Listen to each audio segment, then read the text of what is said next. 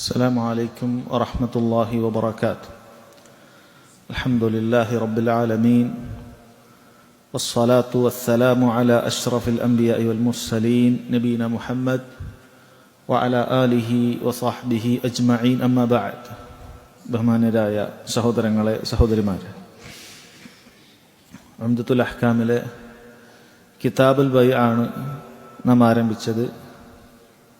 അതിലെ ഹദീസുകൾ ആരംഭിക്കുന്നതിന് മുമ്പ് കച്ചവടവുമായി ബന്ധപ്പെട്ട പ്രധാനപ്പെട്ട ചില അടിസ്ഥാനങ്ങളാണ് നമ്മൾ പറഞ്ഞു വരുന്നത്. കഴിഞ്ഞ ക്ലാസ്സിൽ കച്ചവടത്തിൽ നാം പാലിക്കേണ്ടതായ അതിൻ്റെ നിബന്ധനകളെക്കുറിച്ച് പറഞ്ഞിരുന്നു. കച്ചവടം ചെയ്യുന്ന, വാങ്ങുന്ന, വിൽക്കുന്ന വ്യക്തികൾക്കുണ്ടായിരിക്കേണ്ട നിബന്ധനകളും അതുപോലെ തന്നെ വാങ്ങുകയും വിൽക്കുകയും ചെയ്യുന്ന പ്രൊഡക്റ്റുകൾക്കുണ്ടായിരിക്കേണ്ട നിബന്ധനകളും അതുപോലെ കച്ചവടം ചെയ്യുന്ന രീതികളും അത് ഹറാമായി പോകുന്ന കാര്യങ്ങളുമൊക്കെയാണ് നമ്മൾ പറഞ്ഞത്. കച്ചവടത്തിൻ്റെ മസലകൾ എളുപ്പമാണ്, പക്ഷേ ശ്രദ്ധിച്ചിരിക്കണം. അതുകൊണ്ട് ഇന്ന് ഇതേപോലെ കഴിഞ്ഞ ക്ലാസ്സിൽ നമ്മൾ ചോദിച്ചതുപോലെയുള്ള ചോദ്യങ്ങൾ ഉണ്ടാകും ഓരോ ഭാഗത്തുനിന്ന്. ശരിക്ക് ശ്രദ്ധിക്കാനും പറഞ്ഞ കാര്യങ്ങൾ നിങ്ങൾക്ക് മനസ്സിലായി എന്ന് ഉറപ്പുവരുത്തുന്നതിന് വേണ്ടിയിട്ടാണ് അത് ചെയ്യുന്നത്. നമുക്ക് അടുത്ത ഹെഡിങ്, ഹദീസുകളിലേക്ക് പ്രവേശിക്കുന്നതിന് മുമ്പുള്ള അടുത്ത ഹെഡിങ് അഖ്സാമുൽ ബൈഅ, ബൈഇന്റെ ഇനങ്ങളാണ്. പല രൂപത്തിലുള്ള രീതിയിൽ അതിന് ബൈഇന്റെ ഇനങ്ങൾ പറഞ്ഞിട്ടുണ്ടോ, ഓരോന്നിനെയും പരിഗണിച്ചുകൊണ്ട്. ഒന്നാമത്തെ രീതി മിൻ ഹൈസു നൗഉൽ ഐവദ്, നമ്മൾ കൈമാറ്റം ചെയ്യപ്പെടുന്ന വസ്തുവിൻ്റെ ഇനത്തിനനുസരിച്ചിട്ട് പലതരത്തിലുള്ള കച്ചവടങ്ങളുണ്ട്. ഇപ്പം 3 കാര്യങ്ങളാണ് നമ്മൾ പൊതുവെ കൈമാറ്റം ചെയ്യപ്പെടാറുള്ളത്. ഒന്നെങ്കിൽ ഐനായിരിക്കും, അല്ലെങ്കിൽ ദൈനായിരിക്കും, അല്ലെങ്കിൽ മൻഫഅത്തായിരിക്കും. കാര്യം പറഞ്ഞാൽ വളരെ എളുപ്പത്തിൽ മനസ്സിലാകുന്നതാണ്. ബൈഉ ഐൻ, ബൈഉ ദൈൻ, ബൈഉ മൻഫഅ, അങ്ങനെ 3 രീതിയിലാണ് ഉണ്ടാവുക. ഐൻ എന്ന് പറഞ്ഞാൽ സഹോദരങ്ങളെ ഒരു പ്രത്യേക വസ്തുവാണ്. ഒരു പ്രത്യേക വസ്തുവിനാണ് നമ്മൾ ഐൻ എന്ന് പറയുന്നത്. ഉദാഹരണത്തിന് എൻ്റെ കയ്യിൽ ഒരു മൊബൈൽ ഫോൺ ഉണ്ട്, ഇത് ഞാൻ നിങ്ങൾക്ക് വിൽക്കുകയാണ് എന്ന് ഞാൻ പറയുകയാണെങ്കിൽ, അല്ലെങ്കിൽ വേറൊരാൾ ഇതെനിക്ക് വിൽക്കുമോ എന്ന് ചോദിക്കുകയാണെങ്കിൽ, അവർ ചോദിച്ചത് അല്ലെങ്കിൽ ഞാൻ പറഞ്ഞത് ഒരു ബൈഉ ഐനാണ്, ഒരു പ്രത്യേക പ്രൊഡക്റ്റിനെ കുറിച്ചിട്ടാണ്. ഈ ഒരു പ്രത്യേക പ്രൊഡക്റ്റിനെ കുറിച്ചിട്ട് പറയുന്നതാണ് ബൈഉ ഐൻ എന്ന് പറയുന്നത്. അപ്പോൾ അവസാനം അത് മനസ്സിലായോ നോക്കാൻ ഇൻഷാ അല്ലാഹ് ചില ചോദ്യങ്ങളുണ്ട്. രണ്ടാമത്തേത് ബൈഉ ദൈനാണ്.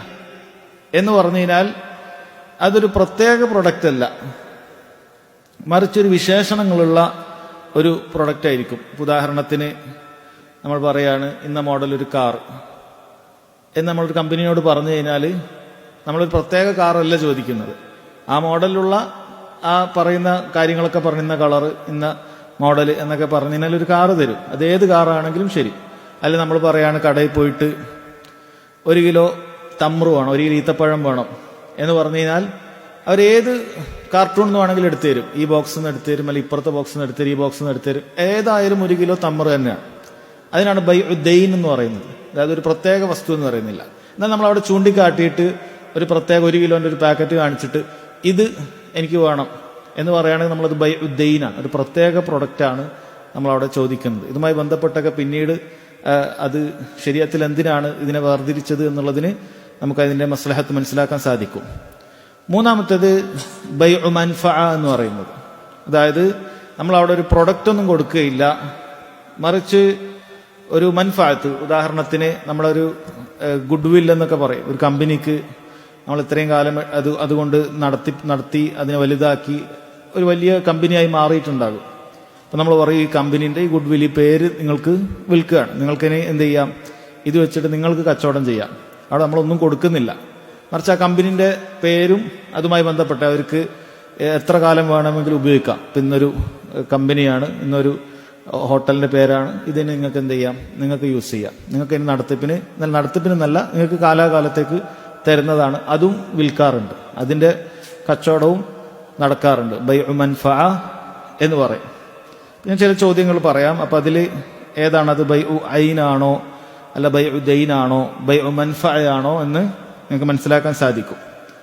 ഒരു വാഷിംഗ് മെഷീൻ, അതിൻ്റെ മേലെ സീരിയൽ നമ്പർ ഉണ്ട്. 69933217 ഒരു പ്രത്യേക സീരിയൽ നമ്പറുണ്ട്. അത് ബൈ ഐനാണോ ദൈനാണോ മൻഫ? എന്തായിരിക്കും അത്? ദൈനാണ് അല്ലേ? ആണോ? അല്ല, ഒരു സീരിയൽ നമ്പർ പറഞ്ഞു തരുന്നു. അപ്പൊ അതെന്താണ്? വ്യക്തമാണ്. ഇന്ന വാഷിംഗ് മെഷീനാണെന്ന് വ്യക്തമായി. നമ്മൾ ഷോപ്പിൽ പോയിട്ട് ഒരു വാഷിംഗ് മെഷീൻ കണ്ടു, അതിന്റെ സീരിയൽ നമ്പറൊക്കെ ഉണ്ട്, ഇന്നതാണ്. അത് ഞാൻ ബുക്ക് ചെയ്ത് കഴിഞ്ഞാൽ അത് എന്റെ വാഷിംഗ് മെഷീനായി, ഐനാണെന്ന് പറയും. അതിന്റെ പ്രത്യേകത എന്താണെന്ന് വെച്ച് കഴിഞ്ഞാൽ ഞാനത് വാങ്ങിക്കഴിഞ്ഞു എന്ന് വിചാരിക്കുക. ഞാൻ അവിടെ പോയി പൈസ ഒക്കെ കൊടുത്തു, ഈ വാഷിംഗ് മെഷീൻ എനിക്ക് വേണം, അതിന്റെ സീരിയൽ നമ്പറൊക്കെ റെഡിയായി, അങ്ങനെ വിചാരിക്കുക. പിന്നീട് അവിടെ പെട്ടെന്ന് എന്തെങ്കിലുമൊക്കെ ഒരു അപകടം ഉണ്ടായി, ആ ഇലക്ട്രോണിക് ഷോപ്പ് ഒന്നാകെ കത്തിപ്പോയി എന്ന് വിചാരിക്കുക. അയാളുടെ ഭാഗത്തുനിന്ന് ഒരു കുറവും വീഴ്ചയൊന്നും ഉണ്ടായിട്ടില്ല, അതായത് ഷോപ്പുകാരുടെ അടുത്തൊന്നും വീഴ്ച ഉണ്ടായിട്ടില്ല. പെട്ടെന്ന് എന്തെങ്കിലുമൊക്കെ മിന്നലോ മറ്റോ ഒക്കെ ഉണ്ടായി ആകെ തീ പിടിച്ചു, അങ്ങനെ വിചാരിക്കുക.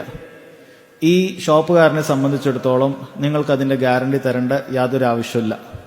കാരണം നിങ്ങളെ പ്രൊഡക്റ്റ് നിങ്ങൾ അവിടെ ഒരു അമാനത്തായി വെച്ചതാണ്. നിങ്ങൾ പൈസ കൊടുത്ത് വാങ്ങിയാൽ, ഞാൻ പറഞ്ഞു ഞാനത് ലുഹറിന് വാങ്ങി, ഞാൻ അസറിന് വന്ന് എടുത്തോളാം, അപ്പൊ അത്രയും നേരമാണോ കുഴപ്പമില്ല, ഇവിടെ വെച്ചോട്ട് പ്രശ്നമില്ല, നിങ്ങൾ എപ്പോഴാണോ വണ്ടിയായിട്ട് വരുന്നത് അപ്പം നിങ്ങൾക്ക് കൊണ്ടുപോകാം എന്ന് പറഞ്ഞിട്ട് നമ്മളൊരു യദു അമാന നമ്മൾ അവിടെ ഒരു വിശ്വസിച്ചേൽപ്പിച്ചതാണ്. വിശ്വസിച്ചേൽപ്പിച്ചാൽ അയാളുടെ ഭാഗത്തുനിന്ന് കുറവൊന്നും വരുത്തിയിട്ടില്ലെങ്കിൽ എന്തെങ്കിലുമൊക്കെ നശിച്ചു പോയാൽ നമുക്ക് യാതൊരു ഉത്തരവാദിത്വം ഇല്ല. എൻ്റെ വീട്ടിലൊരാൾ ചോദിച്ചു, ഞാൻ ഈ കാർ അവിടെ കൊണ്ടുവെക്കട്ടെ, ആ കൊണ്ടുവച്ചോളൂ, യാതൊരു കുഴപ്പമില്ല. പിറ്റേന്ന് അവിടെ എന്തെങ്കിലുമൊക്കെ വന്നു, കാറിന് മേലെ വലിയ മരം വന്നു വീണോ, ഞാൻ എന്തെങ്കിലും ഉത്തരവാദിത്വമാണ്? എനിക്കൊരു യാതൊരു ഉത്തരവാദിത്വം ഇല്ല. കാരണം ഞാനത് നിങ്ങൾക്ക് അവിടെ എൻ്റെ ഭാഗത്തുനിന്നൊരു വീഴ്ചയും വരുത്തിയിട്ടില്ല. എന്നാൽ ഞാൻ ആ കാറിന്റെ ഇപ്പുറത്തുള്ള മരം മുറിച്ച് കാർ അവിടെ മാറ്റിയിടാതെ ഞാൻ തന്നെ കൊണ്ടുപോയി കാറിന് മേലെ മരം കുപ്പിച്ചാലോ? അതിന്റെ ഉത്തരവാദിത്വം ഞാനാവും. നമ്മൾ അമാനത്ത് പാലിക്കേണ്ടവരാണ്, ഉത്തരവാദിത്വം എനിക്കുണ്ടാവും. എന്നാൽ ഞാനൊന്നും ചെയ്തിട്ടില്ല. നല്ല കാറ്റടിച്ചുടൻ തന്നെ ഒരു മരം അതിൽ വീണ് പോയി കഴിഞ്ഞാൽ നമ്മളതൊരു ഉത്തരവാദിത്തമുണ്ട്. അതേപോലെ ഇവിടെ ബൈ ഐനാണെങ്കിൽ നമുക്കതിന് ലമാനൊന്നും കിട്ടൂല. എന്നാൽ ഞാനത് ചെയ്തിട്ടില്ല. ഞാനൊരു പേയ്മെന്റ് ചെയ്തിട്ട് പറഞ്ഞു എനിക്കൊരു വാഷിംഗ് മെഷീൻ വേണമെന്ന് പറഞ്ഞിട്ട് ഞാൻ ഇന്ന് സെലക്റ്റും ചെയ്തിട്ടില്ല. ഒരു വാഷിംഗ് മെഷീൻ വേണം, ഇന്ന മോഡൽ ഒരു വേൾപൂളിന്റെ വാഷിംഗ് മെഷീൻ വേണം എന്ന് പറഞ്ഞു. എങ്കിൽ അവിടെ എന്ത് നാശം ഉണ്ടായാലും ഞാൻ പൈസ കൊടുത്തതാണ്, അവർ ബാധ്യസ്ഥരാണ് എനിക്ക് ആ പൈസയുടെ ഒരു വാഷിംഗ് മെഷീൻ കൊണ്ടുതരണം, എവിടുന്നെങ്കിലും കൊണ്ടുതരണം. കാരണം ഞാനൊരു പ്രത്യേക പ്രൊഡക്റ്റ് അവിടെ എടുത്തു വെച്ചിട്ടില്ല. അവിടെ പ്രത്യേക പ്രൊഡക്റ്റ് എടുത്തു വെച്ചിട്ടില്ല. കാരണം അത് ഏതാണെങ്കിലും അവർക്ക് എന്ത് ചെയ്യുന്നുണ്ട്, അവർക്ക് കിട്ടിക്കഴിഞ്ഞാൽ, അവർക്ക് അതിന്റെ നാശനഷ്ടത്തിന് കിട്ടിക്കഴിഞ്ഞാൽ അവരെൻ്റെത് തരാൻ ബാധ്യസ്ഥനാണ് എന്നാണ് പറഞ്ഞത്. ഇനി നമ്മുടെ നാട്ടിലെ നിയമങ്ങൾ എന്താണ് എന്നതിനറിയില്ല. ഇതാണ് അതുകൊണ്ടുള്ള മാറ്റങ്ങൾ. ഇനി രണ്ടാമത്തത്, ഒരാൾക്ക് നമ്മുടെ വീട്ടിന്റെ സ്ഥലത്തിന്റെ മുകളിലൂടെ നമ്മളൊരു പാലത്തിന് ഒരു അനുമതി കൊടുക്കാൻ. അതായത് നമ്മളെ വീടുണ്ട്, ഇപ്പുറത്തൊരു റോഡുണ്ട്, ഇപ്പുറത്തൊരു റോഡുണ്ട്, മുകളിലൂടെ ഒരു പാലം പോകണം എന്ന് വിചാരിക്കുക. എന്നാൽ മാത്രമേ അപ്പുറത്തേക്ക് പോകാൻ പറ്റുള്ളൂ. അപ്പൊ നമ്മൾ അതിന് പോകാനുള്ള ഒരു പാലം പോകാനുള്ള ഒരു അനുമതി കൊടുത്തു. അത് ഇതിലേതാണ് പെടുക? ഐനാണോ ദൈനാണോ മൻഫഅത്താണ്? മൻഫഅത്താണ് അല്ലെ? നമ്മളത് പ്രൊഡക്റ്റ് ഒന്നും കൊടുക്കുന്നില്ല. നമുക്ക് എത്ര കാലം വേണമെങ്കിലും അവർക്ക് ഉപയോഗിക്കാനുള്ള ഒരു അനുമതി മാത്രമാണ് അവിടെ കൊടുക്കുന്നത്. അതിന് നമ്മൾ എന്ത് ചെയ്യും? നമ്മളെന്തെങ്കിലും വാങ്ങിക്കും. നമ്മൾ മുകളിലേക്കൂടെ ഒരു പാലം നിങ്ങൾക്ക് പോകണം, ഒരു വഴി അങ്ങനെ അതിലേക്കൂടെ പോകണം. നിങ്ങൾക്ക് ആ വഴി കിട്ടൂല.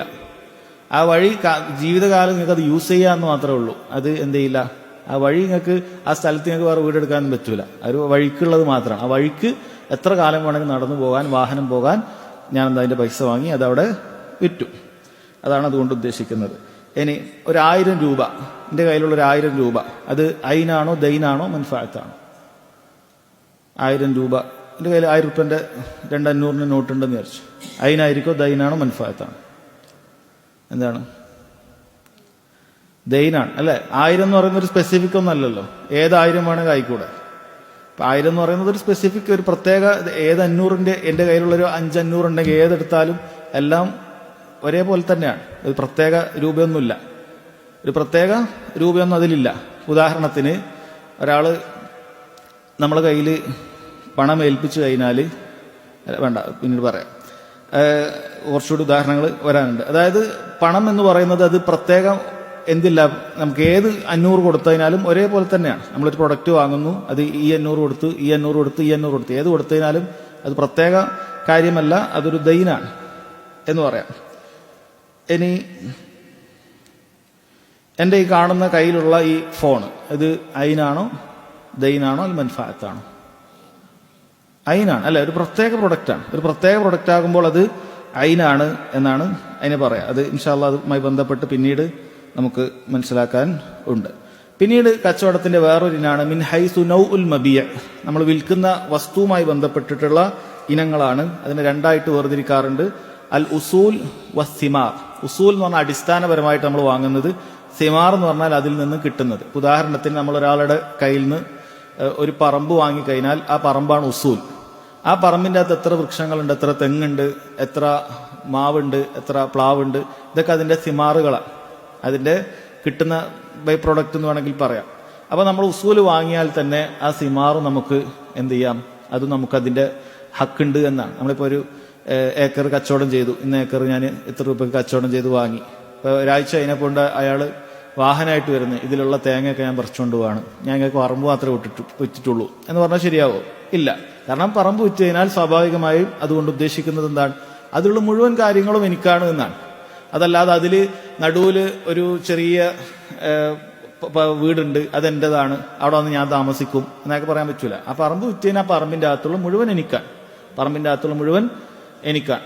എന്നാലും പറമ്പ് വിൽക്കുന്ന സമയത്ത് അയാൾ അയാളുടെ ഒരു കാറും ഉണ്ടായിരുന്നു, അപ്പൊ അതും എനിക്കാണെന്ന് പറയാൻ പറ്റുമോ?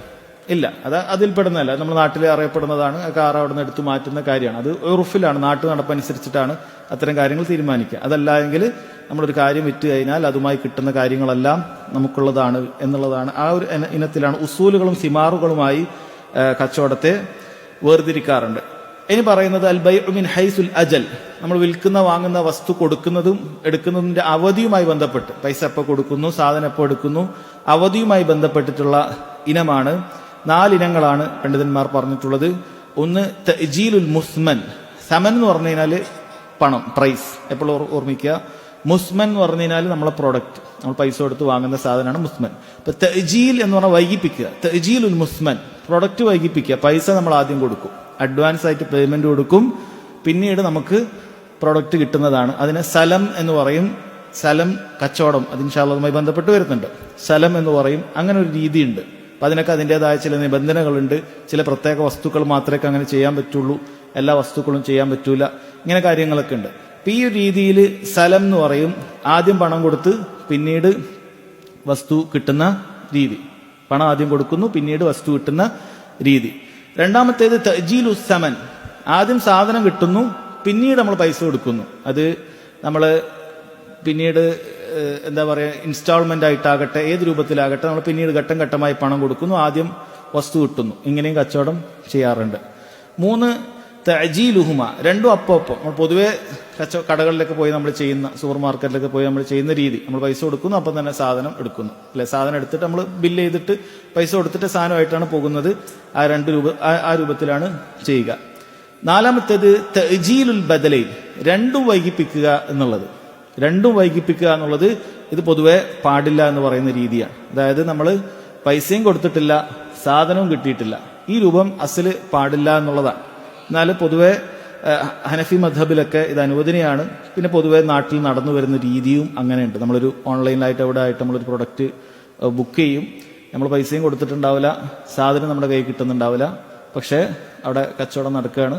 പിന്നീട് സാധനം വരുന്നു, അപ്പം നമ്മൾ പൈസ കൊടുക്കുന്നു, ക്യാഷ് ഓൺ ഡെലിവറി ആയി മറ്റുമൊക്കെ കൊടുക്കുന്നു. ഇതിനാണ് തഅജീലുൽ ബദലൈൻ എന്ന് പറയുന്നത്. ഹംബലി മദ്ഹബിലൊക്കെ ഇത് പാടില്ല എന്ന്, 3 മദ്ഹബിലും പാടില്ല എന്ന് തന്നെയാണ്. ഹനഫി മദ്ഹബിലാണ് അത് അനുവദനീയമാണ് എന്ന് പറയുന്നത്. ഇനി ഇതിൽ നമ്മൾ ആദ്യം പറഞ്ഞ സലം എന്ന് പറയുന്ന കച്ചവടം. എന്താണ് സലം എന്ന് പറഞ്ഞു കഴിഞ്ഞാൽ? സലം എന്ന് പറഞ്ഞു കഴിഞ്ഞാൽ സഹോദരങ്ങളെ, അതിന് പണ്ഡിതന്മാർ പറയുന്നത്, നമ്മൾ ഒരു കച്ചവടം നടക്കുന്നത് നമ്മളൊരു പ്രത്യേക വസ്തുവല്ല, നമ്മൾ പ്രത്യേക വിശേഷണം പറഞ്ഞ ഇന്ന രൂപത്തിലുള്ളൊരു വസ്തു, അതിന് നമ്മൾ പണം മുൻകൂറായി കൊടുത്തിട്ട് പിന്നീട് നൽകുന്ന രൂപത്തിനാണ് സലം എന്ന് പറയുന്നത്. ഉദാഹരണത്തിന് നമുക്ക് റമദാൻ മാസത്തിൽ നമുക്കൊരു 1000 കിലോ ഈത്തപ്പഴം നമുക്ക് വേണം. 1000 കിലോ ഈത്തപ്പഴം നമുക്ക് വേണം. ഇപ്പൊ ഇവിടെ നമ്മൾ എന്ത് ചെയ്യാണ്, നമ്മൾ ആ ഈത്തപ്പഴം കൃഷി ചെയ്യുന്ന ആരെങ്കിലും ഒക്കെ ഉണ്ടെങ്കിൽ, അല്ലെങ്കിൽ അങ്ങനെ എവിടെയെങ്കിലും ഉണ്ടെങ്കിൽ നമ്മൾ അവരോട് പോയിട്ട് പറയും, എനിക്കിത് റമദാൻ 1 മുമ്പായിട്ട്, അല്ലെങ്കിൽ ഷാബാൻ 30 എനിക്ക് എന്ത് ചെയ്യണം, 1000 കിലോ ഈത്തപ്പഴം വേണം. അപ്പൊ അതിന്റെ രൂപ ഏതാ? 10000 രൂപ ഞാൻ നിങ്ങളെ ഏൽപ്പിക്കുകയാണ്. ഇന്ന ടൈപ്പ് ഈത്തപ്പഴമാണ് വേണ്ടത്. അതിന്റെ രീതിയൊക്കെ പറഞ്ഞു കൊടുത്തു. ഒരു പ്രത്യേക വസ്തുവല്ല, പക്ഷെ അതിന്റെ സിഫത്തുകൾ മൊത്തം പറഞ്ഞു കൊടുത്തു. വെറുതെ ഈത്തപ്പഴം എന്ന് പറഞ്ഞാൽ പോരാ, അത് സുക്കരിയാണെങ്കിൽ സുക്കരിയാണ്, അത് ഇത്ര, അതായത് അതിന്റെ വിലയെ ബാധിക്കുന്ന എല്ലാ കാര്യങ്ങളും പറഞ്ഞു കൊടുത്തിട്ട് നമ്മൾ ഉറപ്പിക്കുക. അതിനാണ് സലം എന്ന് പറയുന്നത്. പൈസ നമുക്ക് ആദ്യം കൊടുക്കും, എന്നിട്ട് അവരെന്ത് ചെയ്യും, ഒരു ഡേറ്റും കണ്ടിട്ടുണ്ടാവും, അത് നമുക്ക് ഡെലിവറി ചെയ്യേണ്ട ആ ദിവസത്തിൽ കൊണ്ടുതരുന്നതിനാണ് സലം എന്ന് പറയുന്നത്. ഇത് ദീനിൽ അനുവദിച്ചിട്ടുള്ള കാര്യമാണ്. അതിന് ചില നിബന്ധനകളുണ്ട്. അതിന് ഒന്നാമത് ആക്കിദാൻ, അത് നടത്തുന്ന ആളും വാങ്ങുന്ന ആളും നമ്മൾ നേരത്തെ കച്ചവടത്തിൽ പറഞ്ഞ അതേ നിബന്ധനയാണ്. രണ്ടുപേരും ജായിസ് തസറുഫ് ആയിരിക്കണം. ആ നിബന്ധനകളൊക്കെ ഇവിടെയും ബാധകമാണ്. അതായത് നടത്തുന്ന ആളും വാങ്ങുന്ന ആളൊക്കെ എന്തായിരിക്കണം, ജായിസ് തസറുഫ്, അതായത് വാങ്ങിക്കാൻ, കച്ചവടം നടത്താൻ, വിൽക്കാനൊക്കെ യോഗ്യതയുള്ള ആളുകളായിരിക്കണം. ചെറിയ കുട്ടിയാകാൻ പാടില്ല, ഭ്രാന്തുള്ളവരാകാൻ പാടില്ല, പണവുമായി ബന്ധപ്പെട്ട് ഇടപെടാൻ അറിയാത്തവരാകാൻ പാടില്ല, അതിൽ നിന്നെല്ലാം മാറിയിട്ടുള്ള ആളുകളായിരിക്കണം. രണ്ട്, പണവുമായി ബന്ധപ്പെട്ട കാര്യം പറയുകയാണെങ്കിൽ അത് അപ്പോൾ കൊടുക്കുന്ന രീതിയായിരിക്കണം. അതിനാണ് സലം എന്ന് പറയുന്നത്. പണം അപ്പോൾ കൊടുക്കണം. ഹാലുൻ മഖ്ബൂൽ എന്ന് പറയും. അതായത് അത് ആ മജ്ലിസുൽ അഖ്ദിൽ, നമ്മൾ ആ കച്ചവടം നടക്കുന്ന സ്ഥലത്ത് തന്നെ പൈസ നമ്മൾ അഡ്വാൻസ് കൊടുക്കണം. അതിനാണ് സലം എന്ന് പറയുന്നത്.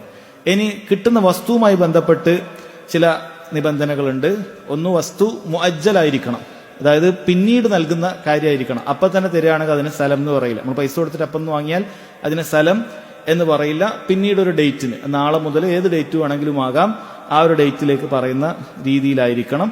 അതേപോലെ അത് മൗസൂഫുൻ ഫിദ്ദിമ്മയായിരിക്കണം, അതായത് മുഅയ്യനാകാൻ പാടില്ല, ഒരു പ്രത്യേക വസ്തുവിനെ ചൂണ്ടിയിട്ട് പാടില്ല.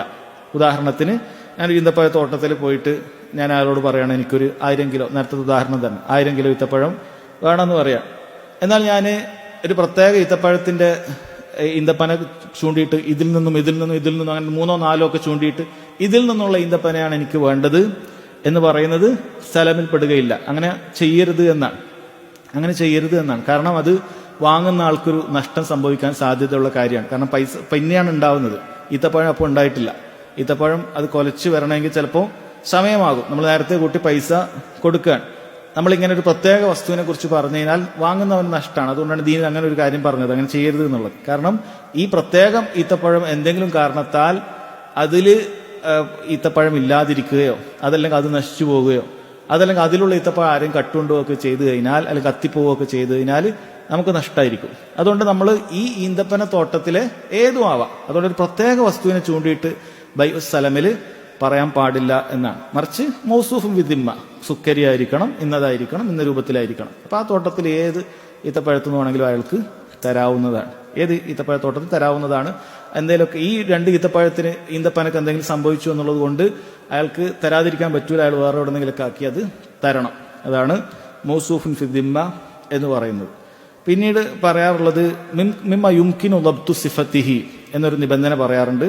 അതായത് ഈ പറയുന്ന സലമിൽ നമുക്ക് പൊതുവെ വിശേഷണം പറഞ്ഞു വിൽക്കാൻ പറ്റുന്ന വസ്തുക്കളെ വിൽക്കാൻ പാടുള്ളൂ. അതായത് ഒരു വിശേഷണം പറഞ്ഞു വിൽക്കാൻ പറ്റാത്ത ചില വസ്തുക്കൾ ഉണ്ടാകും. പണ്ഡിതന്മാർ പറയുന്നത് കാറൊക്കെ വെക്കുന്ന സമയത്ത് അത് ശ്രദ്ധിക്കേണ്ടതാണ്. കാരണം യൂസ്ഡ് കാറാണെങ്കിൽ നമുക്കൊരു വിശേഷണം പ്രത്യേകം കൃത്യമായി പറയാൻ സാധിക്കുകയില്ല എന്നാണ്. കാരണം ഒരു 10,000 കിലോമീറ്റർ ഓടിയ കാറ് ഇന്ന മോഡൽ എന്ന് പറഞ്ഞു കഴിഞ്ഞാൽ അത് എപ്പോഴും സെയിം ആയിരിക്കില്ല. കാരണം 10,000 കിലോമീറ്റർ നല്ല നിലക്ക് ഓടിച്ച ആൾക്കാരുണ്ടാവും, വേറെ കോലത്തിൽ ഓടിച്ച ആൾക്കാരുണ്ടാവും, നല്ല വൃത്തിയിൽ ഓടിച്ച ആൾക്കാർ, അത് അല്ലെങ്കിൽ ഒരുപാട് അതിൻ്റെ ഉള്ളിൽ പണിയൊക്കെ വരുത്തി നടത്തിയ ആൾക്കാരുണ്ടാവും. അപ്പം അങ്ങനെ വ്യക്തമായി അതിന്റെ സിഫത്ത് പറഞ്ഞു കൊടുക്കാൻ പറ്റാത്ത വസ്തുക്കൾക്ക് പാടില്ല. എന്നാൽ ഈത്തപ്പഴവും മറ്റൊന്നും അങ്ങനെയല്ല, അല്ലെങ്കിൽ ഇന്ന പ്രൊഡക്റ്റൊക്കെ അങ്ങനെയല്ല. നമ്മൾ പറഞ്ഞത് തന്നെ കിട്ടും, അത് ആ രൂപത്തിൽ തന്നെ കിട്ടുന്നതാണ്. അങ്ങനെ ഒരു നിബന്ധനകളൊക്കെ സഹോദരങ്ങളെ അതിലുണ്ട്. പിന്നെ ഈ കച്ചവടം നടത്തുന്ന സമയത്ത് നമ്മൾ പറയുന്ന സീകയുണ്ട്, അതിന് കച്ചവടത്തിന്റെ രൂപമുണ്ട്. അത് നമ്മൾ ആ സീകയിൽ, നമ്മൾ ആ കച്ചവടം എനിക്ക് വേണ്ടത് ഇന്നതാണ് എന്ന് പറയുമ്പോൾ അവർ പറയുന്നു ആ പ്രൈസുമായി ബന്ധപ്പെട്ട, കച്ചവടത്തിന്റെ പണവുമായി ബന്ധപ്പെട്ട മുഴുവൻ കാര്യങ്ങൾ, അത് ബാധിക്കുന്ന മുഴുവൻ കാര്യങ്ങൾ അവിടെ പറഞ്ഞിരിക്കണം. അതായത് എനിക്കൊരു കിലോ ഈത്തപ്പഴം എന്ന് മാത്രം പറഞ്ഞിട്ട് കാര്യമില്ല. ഇതാ ഒരു 100 രൂപയുടെ വെച്ചിരിക്കുന്നു, അടുത്ത ആഴ്ച 1 കിലോ ഈത്തപ്പഴം എന്ന് പറഞ്ഞിട്ട് കാര്യമില്ല. അങ്ങനെ പറയരുത്. മറിച്ച് ഏതാണ് ആ ഈത്തപ്പഴം, ഇന്ന ക്വാളിറ്റിയാണ്, ഇന്ന രൂപത്തിലുള്ളതാണ് എന്ന് വളരെ കൃത്യമായി പറയണം. അതുപോലെ ദിക്റു അൽ ഖദ്രി ബിൽ മിഅ്യാർ ശർഈ, ശർഈലുള്ള ഓരോന്നിനും അതിൻ്റെതായ കണക്കുകളുണ്ട്. ഈത്തപ്പഴത്തിന് ശർഈന്റെ കണക്ക് എന്ന് പറയുന്നത് അത് മക്കീലാണ് എന്നുള്ളതാണ്, മൗസൂനല്ല, തൂക്കുന്നതല്ല. ഇന്ന് നമ്മൾ തൂക്കിയിട്ടാണ് കൊടുക്കുന്നത്. പക്ഷേ ശരീഅത്തിന്റെ കണക്ക് പ്രകാരം ഈത്തപ്പഴം അത് കോരിയിട്ടാണ് കൊടുക്കുക, സായിലാണ് കൊടുക്കുക. അപ്പൊ അതുകൊണ്ട് ആ കണക്കിലെ പറയാൻ പാടുള്ളൂ എന്നുള്ള നിയമവും കൂടിയുണ്ട്. 100 സാ, 1000 സാ, ആ രൂപത്തിലായിരിക്കണം അത് പറയേണ്ടത് എന്നുള്ള കാര്യവും ഉണ്ട്. അതേപോലെ എപ്പോഴാണത് ഡെലിവറി ചെയ്യുക എന്നുള്ളത് കൃത്യമായി പറയണം. ഈ പറയുന്ന കാര്യങ്ങളെല്ലാം ഉൾക്കൊള്ളുന്നതാണ് സഹോദരങ്ങളെ സലം കച്ചവടം എന്ന് പറയുന്നത്.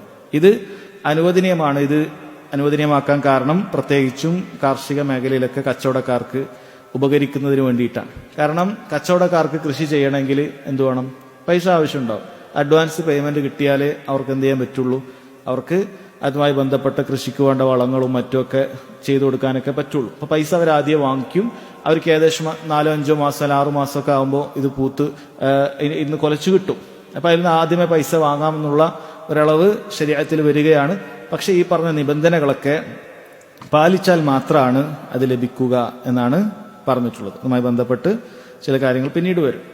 ഇനി പിന്നീടുള്ള ഒരു കാര്യം പണ്ഡിതന്മാർ ചർച്ച ചെയ്ത മറ്റൊരു കാര്യമാണ് മാല യതസറഫു ഫീഹി ഖബ്ലൽ ഖബ്ൽ.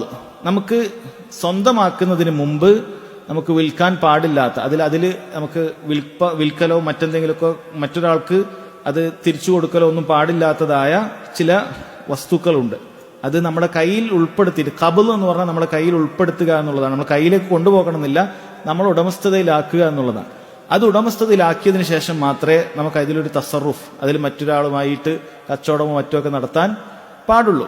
ഇപ്പൊ വസ്തുക്കൾ പല തരത്തിലുള്ള വസ്തുക്കളുണ്ട്. ഒന്ന് അൽ മബീഉ ബിൽ കൈൽ, നമ്മൾ തൂക്കി കൊടുക്കുന്ന വസ്തുക്കളുണ്ട്. അപ്പൊ തൂക്കി കൊടുക്കുന്ന വസ്തുക്കളാണെങ്കിൽ നമ്മളത് തൂക്കിയാൽ മാത്രമേ അതെന്താവുള്ളൂ, നമ്മളെ ഖബ്ദിലാവും, നമ്മുടെ കയ്യിലായി എന്ന് പറയാൻ പറ്റൂ. ഉദാഹരണം പറയുകയാണെങ്കിൽ ഇവിടെ അഫ്വാൻ അളന്നൊടുക്കുക, മക്കീൽ എന്ന് പറഞ്ഞാൽ അളന്നൊടുക്കുക. ഈത്തപ്പഴമൊക്കെ ഞാൻ പറഞ്ഞു ശരീഅത്തിൽ അളന്നിട്ടാണ് പറയുക. ഇപ്പൊ ഉദാഹരണത്തിന് ഒരാൾ കടയിൽ പോയിട്ട് ഒരു സാ ഈത്തപ്പഴം വേണമെന്ന് പറഞ്ഞു. ഒരു സാ ഈത്തപ്പഴത്തിന് ഇതാ ഞാൻ 100 രൂപ കൊടുക്കുകയാണ്, ഒരു സാ ഈത്തപ്പഴം വേണം. അപ്പൊ അയാൾ ഒരു സാ ഈത്തപ്പഴം എന്ത് ചെയ്തു, അത് കോരിയിട്ട് ഒരു കവറിലാക്കിയിട്ട് അവിടെ വെച്ചു. അപ്പൊ ഞാൻ പറഞ്ഞു ഇപ്പൊ എടുക്കുന്നില്ല, ഞാൻ എന്ത് ചെയ്യാണ്, വൈകുന്നേരം വന്നിട്ട് എടുക്കാം. അങ്ങനെ ഞാൻ പോയി വേറൊരാളെ കണ്ടു. അയാളോട് ഞാൻ പറഞ്ഞു എനിക്ക് ഇന്നത് ഒരു സാ ഈത്തപ്പഴം എൻ്റെ അടുത്തുണ്ട്, അത് ഞാൻ 100 റുപ്യക്ക് വാങ്ങി, ഞാൻ 120 റുപ്യക്ക് നിനക്ക് തരാൻ പറ്റും എന്ന് പറഞ്ഞാൽ എനിക്കതിൽ കച്ചവടം ചെയ്യാൻ പറ്റും. കാരണം എന്താണ്, ഞാനത് ഖബ്ൽ ചെയ്തിട്ടുണ്ട്. എൻ്റെ കയ്യിൽ വാങ്ങിയിട്ടില്ലെങ്കിലും ഞാൻ എന്ത് ചെയ്തിട്ടുണ്ട്, അത് അവിടുന്ന് അയാളിൽ നിന്നും എടുത്ത് എൻ്റെത് വേറെ ആക്കി വെച്ചിട്ടുണ്ട്. എന്താണ് ഇതിന്റെ ഹിക്മത്ത്? ബാക്കിയുള്ളത് കൂടി പറഞ്ഞ് ഒരുമിച്ച് ഹിക്മത്ത് പറയാം. ഇങ്ങനെ വേറെ ആക്കി വെച്ചിട്ടുണ്ട്. ഇനി അതേപോലെ തൂക്കി കൊടുക്കുന്ന വസ്തുവാണെങ്കിൽ ഒരു ഇറച്ചി, 1 കിലോ ഇറച്ചിയൊക്കെ തൂക്കി കൊടുക്കുന്ന കാര്യമാണ്. ഞാൻ 1 കിലോ ആട്ടിറച്ചി വാങ്ങി. അത് ഞാനൊരു 1000 രൂപ കൊടുത്തിട്ട് അയാൾ പറഞ്ഞു എനിക്ക് 1 കിലോ ആട്ടിറച്ചി വേണം.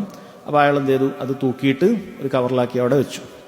വൈകിലൊരാളോട് പറഞ്ഞു ആട്ടിറച്ചി ഉണ്ട്, 1100 രൂപക്ക് തരാൻ പറ്റും എന്ന് പറഞ്ഞിട്ട് എനിക്ക് എന്ത് ചെയ്യാം, അയാളോട് കച്ചവടം ചെയ്യാം. ഞാനത് തൂക്കി മാറ്റിയിട്ടുണ്ട്.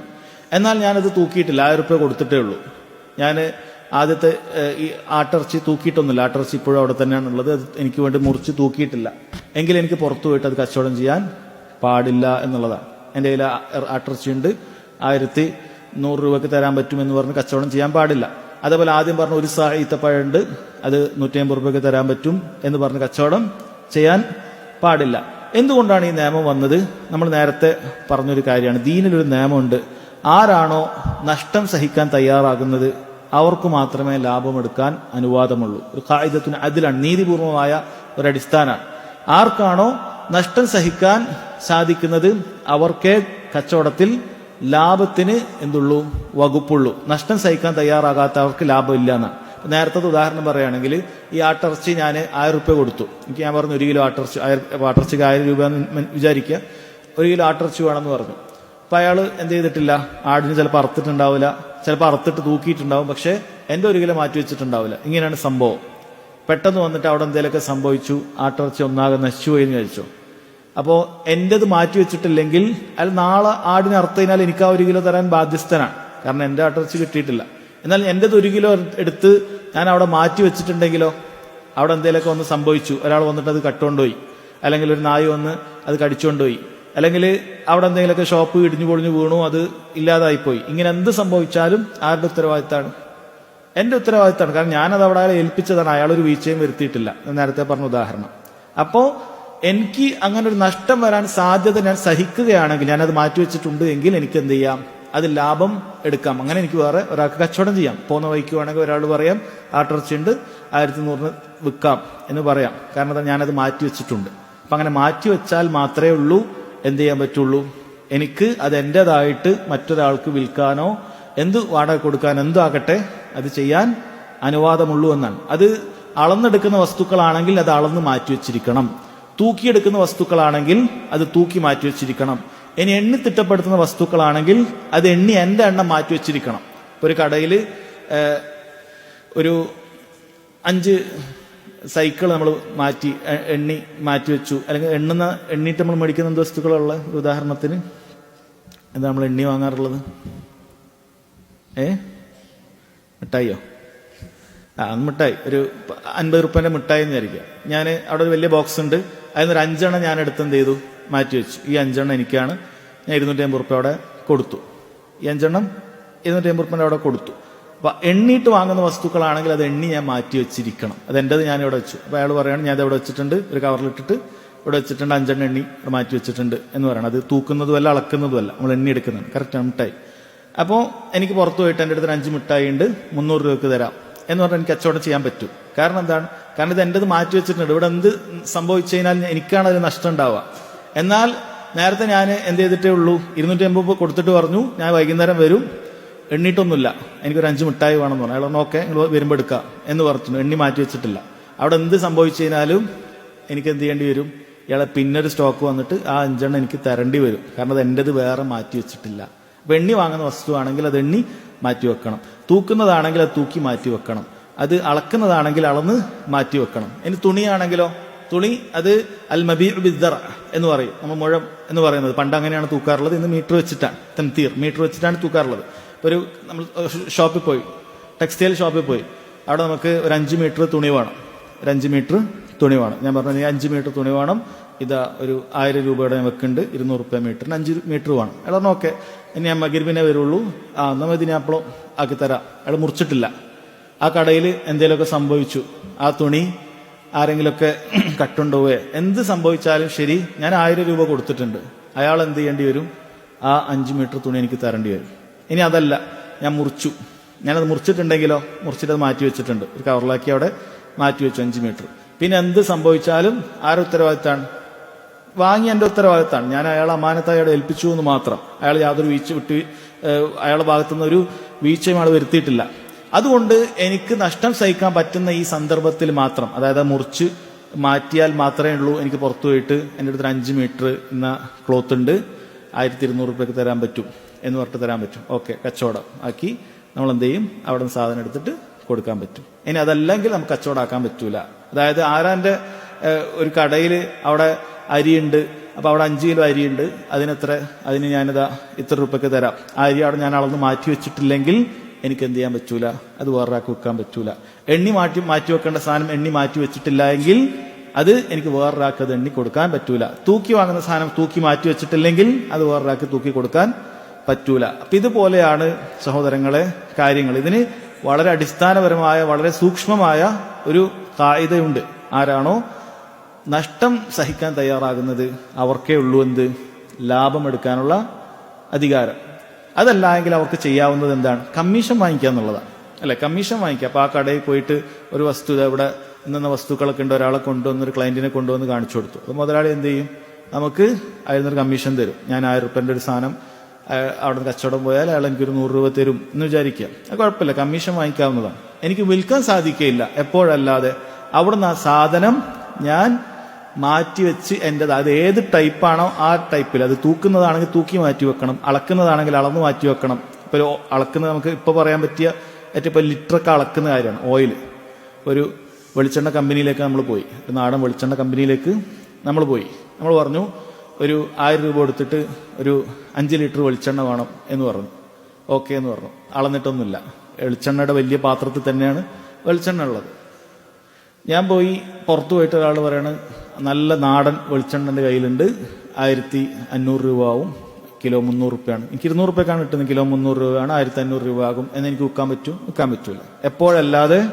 എപ്പോഴല്ലാതെ ഞാൻ അവിടെ പോയി ആദ്യം എന്ത് ചെയ്യണം? അത് 5 ലിറ്റർ എൻ്റെത് മാറ്റി വെക്കണം. അങ്ങനെയാണെങ്കിൽ മാത്രമേ എനിക്ക് അത് പുറത്തൊരാൾക്ക് വെക്കാൻ പറ്റുള്ളൂ. കാരണം എന്താണ്? കാരണം അങ്ങനെ മാറ്റി വെക്കുമ്പോഴാണ് ഞാൻ നഷ്ടം സഹിക്കാൻ തയ്യാറാകുന്ന ആളാകുന്നത്. അപ്പോഴാണ് എനിക്ക് അത് ലാഭം എടുക്കാൻ പറ്റുള്ളൂ. അല്ല, ഇനി നഷ്ടം വരുന്ന സംഭവം പറഞ്ഞുതരാം. ആ വലിയൊരു പാത്രത്തിലേക്ക് എലിയോ അല്ലെങ്കിൽ വേറെ എന്തെങ്കിലും ഒരു നായൊക്കെ വലിയ പാത്രത്തിലേക്ക് വീണമെന്ന് വിചാരിക്കുക. ഞാനത് മാറ്റി വെച്ചിട്ടില്ലെങ്കിൽ എനിക്കതിലെന്തില്ല, നഷ്ടമൊന്നുമില്ല. അയാൾ എനിക്ക് വേറെ എന്തെങ്കിലും തരേണ്ടി വരും. എനിക്ക് വേറെ തരേണ്ടി വരും. കാരണം എൻ്റെതായിട്ടില്ല, ഞാനത് 1000 രൂപ കൊടുത്തിട്ടേ ഉള്ളൂ. ഇനി അതല്ല ഞാനത് മാറ്റിവെച്ചതാണെങ്കിലോ, അത് എൻ്റെതിന് നഷ്ടം പറ്റിയിട്ടുണ്ടെങ്കിൽ എനിക്ക് നഷ്ടം പറ്റും, അതിൽ പറ്റിയിട്ടില്ലെങ്കിൽ അതിൽ പറ്റൂല. നമ്മളത് അളക്കുന്നതാണെങ്കിൽ അളന്ന് മാറ്റി വെക്കണം, തൂക്കുന്നതാണെങ്കിൽ തൂക്കി മാറ്റി വെക്കണം, അത് എണ്ണുന്നതാണെങ്കിൽ എണ്ണി മാറ്റി വെക്കണം, മീറ്ററായിട്ട് മുറിക്കുന്നതാണെങ്കിൽ അത് മുറിച്ച് മാറ്റി വെക്കണം. അങ്ങനെയാണ് സഹോദരങ്ങളെ നമുക്കത് കച്ചവടമാക്കാൻ പറ്റുള്ളൂ. അപ്പം അതേപോലെ തന്നെയാണ് നമ്മളെ ഇനി പ്രോപ്പർട്ടികളൊക്കെ വെക്കുമ്പോഴെങ്ങനെയാണ്? പ്രോപ്പർട്ടികളൊക്കെ വെക്കുമ്പോൾ പണ്ഡിതന്മാർ പറയുന്നു അൽ അഖാറു ബി തഖ്ലിയത്തിഹി. അഖാർ അതായത് ഒരു വീട് നമ്മൾ വാങ്ങുകയാണെങ്കിൽ ആ വീട്ടുകാരൻ അതിലുള്ള സാധനങ്ങളൊക്കെ ഒഴിവാക്കി തന്നു കഴിഞ്ഞാൽ അത് നമ്മുടെ കയ്യിൽ ഉടമപ്പെടുത്തി നമ്മൾ കച്ചവടമാക്കി, ഇതിന് 10 ലക്ഷം റുപ്യക്ക് ഈ വീട് ഞാൻ എടുക്കുകയാണ്, അവർ ആ സാധനങ്ങളൊക്കെ എടുത്തു കഴിഞ്ഞാൽ അതിൻ്റെ അർത്ഥം അവർ നമ്മളെ കയ്യിലാക്കി തന്നു എന്നാണ്. താക്കോൽ തന്നാലും ശരി ഇല്ലെങ്കിൽ ശരി നമ്മളെ കയ്യിലാക്കി തന്നു. എന്തുകൊണ്ടാണ് ആ പറയുന്നത്? ചിലപ്പോൾ നമ്മളെ പേപ്പർ വർക്കൊന്നും നടന്നിട്ടുണ്ടാവില്ല, ചിലപ്പോൾ നടന്നിട്ടുണ്ടാവില്ല. കച്ചവടമാക്കി ഇത് 10 ലക്ഷം റുപ്യ ഒക്കെ നമ്മൾ പറഞ്ഞു, 10 ലക്ഷം വില പറഞ്ഞ ആൾ പറഞ്ഞു ഓക്കെ റെഡി, എപ്പോഴാണ്? നാളെ ഞാൻ സാധനങ്ങളൊക്കെ മാറ്റിത്തരും. സാധനങ്ങളൊക്കെ മാറ്റി ഒരാഴ്ച കഴിഞ്ഞു, അവിടെ വലിയൊരു വെള്ളപ്പൊക്കം ഉണ്ടായി, ഈ വീട് ഒന്നാകെ ഗർത്തത്തിൽ വീണു പോയാലോ? ആരാണ് ഈ നഷ്ടം സഹിക്കേണ്ടത്? ഞാനാണ്. കാരണം ഇത് മാറ്റി കഴിഞ്ഞാൽ പിന്നീട് ആരാണോ അത് വാങ്ങിയത് അയാളുടേതായി. നമ്മൾ പേപ്പർ വർക്ക് നടന്നിട്ടില്ലെങ്കിൽ അപ്പോൾ നമ്മൾ മറ്റവനെ വഞ്ചിക്കാൻ പാടില്ല, നമ്മൾ നാട്ടിൽ നിയമം നോക്കിയിട്ട്. കാരണം പേപ്പർ വർക്കിൽ അവൻ്റെ തന്നെയാണ്.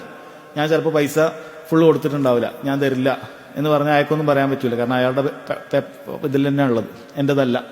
അതുകൊണ്ടത് മാറ്റിക്കഴിഞ്ഞാൽ അത് എൻ്റെതായി എന്നാണ്. അതേപോലെ കാറ് പോലത്തെ വസ്തുക്കളാണെങ്കിലോ അൽ മൻഖൂൽ ബി നഖ്ലിഹി, അത് അവിടുന്ന് മാറ്റിയാൽ എൻ്റെതായി. ഇപ്പോൾ ഒരാളുടെ വീട്ടിൽ കാറുണ്ട്, ഞാൻ പറയുകയാണ് ഈ കാർ എനിക്ക് വേണം, 10 ലക്ഷം റുപ്യ ഓക്കെ റെഡി. അത് കച്ചവടമൊക്കെ ആക്കി പൈസ ചിലപ്പം കൊടുത്തിട്ടുണ്ടാവില്ല. കാറ് നമ്മളെ വീട്ടിലേക്ക് കൊണ്ടുവന്നതിനാൽ അത് നമ്മൾ വാങ്ങിയതായി പരിഗണിച്ചു എന്നാണ്. വാങ്ങിയതായി പരിഗണിച്ചു. അതിനി കാറിന് എന്ത് സംഭവിച്ചാൽ ആരാ ഉത്തരവാദി? ഞാനാ ഉത്തരവാദി. അല്ല, കാറ് അവിടെ നിന്ന് എൻ്റെ വീട്ടിൽ നിന്ന് എന്തെങ്കിലും വന്നിട്ടുണ്ടെങ്കിൽ ഇതിനി ഞാൻ ഏറ്റെടുക്കൂല, കാരണം ഞാൻ പൈസ ഒന്നും തന്നിട്ടില്ല, നിന്റെ കാറാണെന്ന് പറയാൻ പറ്റുമോ? ഇല്ല, ഞാനത് അവിടെ നിന്ന് മാറ്റിക്കഴിഞ്ഞാൽ പിന്നെ ഇത് എൻ്റെതായി എന്നാണ്. അതേപോലെ തൂക്കുന്ന കാര്യം തൂക്കിയിട്ട്, അളക്കുന്ന കാര്യം അളന്നിട്ട്, എണ്ണുന്ന കാര്യം എണ്ണിയിട്ട്, മീറ്റർ മുറിക്കുന്ന കാര്യം മുറിച്ചിട്ട്, ഇങ്ങനെയൊക്കെ ചെയ്യുമ്പോഴാണ് നമ്മുടേതാകുന്നത്. അപ്പോൾ മാത്രമാണ് നമുക്കതിൽ തസറുഫ് മറ്റൊരാൾക്ക് വിൽക്കാൻ പറ്റുള്ളൂ എന്ന് സഹോദരങ്ങളെ വളരെ കൃത്യമായിട്ട് മനസ്സിലാക്കുക. അതാണ് രീതി, അതാണ് കച്ചവടത്തിന്റെ രീതി. അല്ലെങ്കിൽ നമുക്ക് ലാഭം എടുക്കുന്ന രീതി ബ്രോക്കറേജ് വാങ്ങിക്കുക എന്നതല്ലാതെ ചെയ്യാൻ പാടില്ല. പ്രത്യേകം ശ്രദ്ധിക്കേണ്ട കാര്യമാണ്. പിന്നീട് കച്ചവടം പലിശയുമായി ബന്ധപ്പെട്ട് വരുന്ന കാര്യമാണ് അൽ ബൈഉ മിൻ ഹൈസു ജറയാൻ റിബ. പലിശ കച്ചവടത്തിൽ വരുന്ന രീതികളാണ് എന്ന് പറയുന്നത്. ഇപ്പൊ 2 രൂപത്തിലെ വസ്തുക്കളുണ്ട്. മാ യജ്രി ഫിഹി റിബ, പലിശ വരുന്നതായ വസ്തുക്കളുണ്ട്. ചില വസ്തുക്കൾ അങ്ങോട്ടും ഇങ്ങോട്ടും ഇടപാട് നടത്തുമ്പോൾ പലിശ വരും. 2 മാല യജ്രി ഫിഹി റിബ, പലിശ വരാത്തതായ കാര്യങ്ങളുണ്ട്. ഇപ്പൊ ഏതൊക്കെ കാര്യങ്ങളിലാണ് പലിശ വരാറുള്ളത്? പണ്ഡിതന്മാർ പറഞ്ഞു 3 കാര്യങ്ങളിലാണ് പലിശ വരുന്നത്. ഇത് നമ്മൾ കടത്തിന്റെ പലിശ അല്ല പറയുന്നത്, അതെല്ലാത്തിലും വരും. നമ്മൾ കൊടുത്തിട്ട് 10 റുപ്യ കൊടുത്തിട്ട് തിരിച്ച് 12 വാങ്ങിയാൽ അത് പലിശയാണ്. അങ്ങനത്തെ പലിശ അല്ല. പരസ്പരം വസ്തുക്കൾ കൈമാറുമ്പോഴും വസ്തുക്കളും പണവും കൈമാറുമ്പോഴൊക്കെയുള്ള കാര്യത്തിൽ വരുന്ന പലിശയാണ് ഇവിടെ പറയുന്നത്. 3 കാര്യങ്ങളിലാണ് പലിശ വരുന്നത്. 1 അൽ മക്കീലാത്ത്, അളന്നെടുക്കുന്നതിൽ. 2 വൽ മൗസൂനാത്ത്, തൂക്കി വാങ്ങുന്നതിൽ. 3 അൻ നുഖൂദ്, നമ്മൾ സ്വർണം വെള്ളി ഇന്ന് കാലത്ത് കറൻസി. ഈ 3 കാര്യത്തിലും ഇത് തമ്മിലുള്ള ഇടപാടിലോ അല്ലെങ്കിൽ ഇത് മറ്റൊന്നുമായ ഇടപാടിലോ ഒക്കെ പലിശകൾ വരുന്നുണ്ട്. അതിലൊക്കെയാണ് പലിശ വരുന്നത്. പലിശ വരാത്തത് എന്താണ്? അൽ ഉറൂദു അദൽ മക്കീലാത്ത് വൽ മൗസൂലാത്ത്, തൂക്കിയിട്ടോ അളന്നിട്ടോ ഒക്കെ എടുക്കാത്തതായ മറ്റ് വസ്തുക്കളൊക്കെ, ഇപ്പൊ ഫോണ് കാര്യങ്ങളൊക്കെ പലിശ വരാത്ത കാര്യങ്ങളാണ്. ഫോണ്, കാറ്, അതിലൊന്നും പലിശ വരുന്നില്ല എന്നാണ് പറയുന്നത്. അപ്പോൾ ഇവിടെ ശ്രദ്ധിക്കുക, നമുക്ക് ഒരുപാട് ഉപകാരം വരുന്ന കാര്യമാണ്. നമ്മൾ പലിശ 2 രൂപ പലിശ വരുന്നത് ഇത് തമ്മിലുള്ള ഇടപാടുകൾക്കിടയിൽ നമ്മൾ ചിലതിന് എന്ത് ചെയ്യേണ്ടി വരും?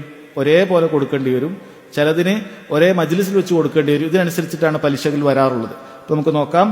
1, അളക്കുന്നതും തമ്മിൽ, അളന്നെടുക്കുന്നതും തമ്മിൽ നമ്മൾ കച്ചവടം ചെയ്യുകയാണെങ്കിൽ അത് ഒരേ ജിൻസിൽപ്പെട്ടതാണെങ്കിൽ, അളന്നെടുക്കുന്ന 2ഉം ഒരേ ജിൻസിൽപ്പെട്ടതാണെങ്കിൽ, ഒരേ ഇനത്തിൽപ്പെട്ടതാണെങ്കിൽ പണ്ഡിതന്മാർ പറയും യജിബു തഖാബുദു വത്തമാസുൽ, അവിടെ ഒരേ മജ്ലിസിൽ വെച്ച് കച്ചവടം ചെയ്യണം.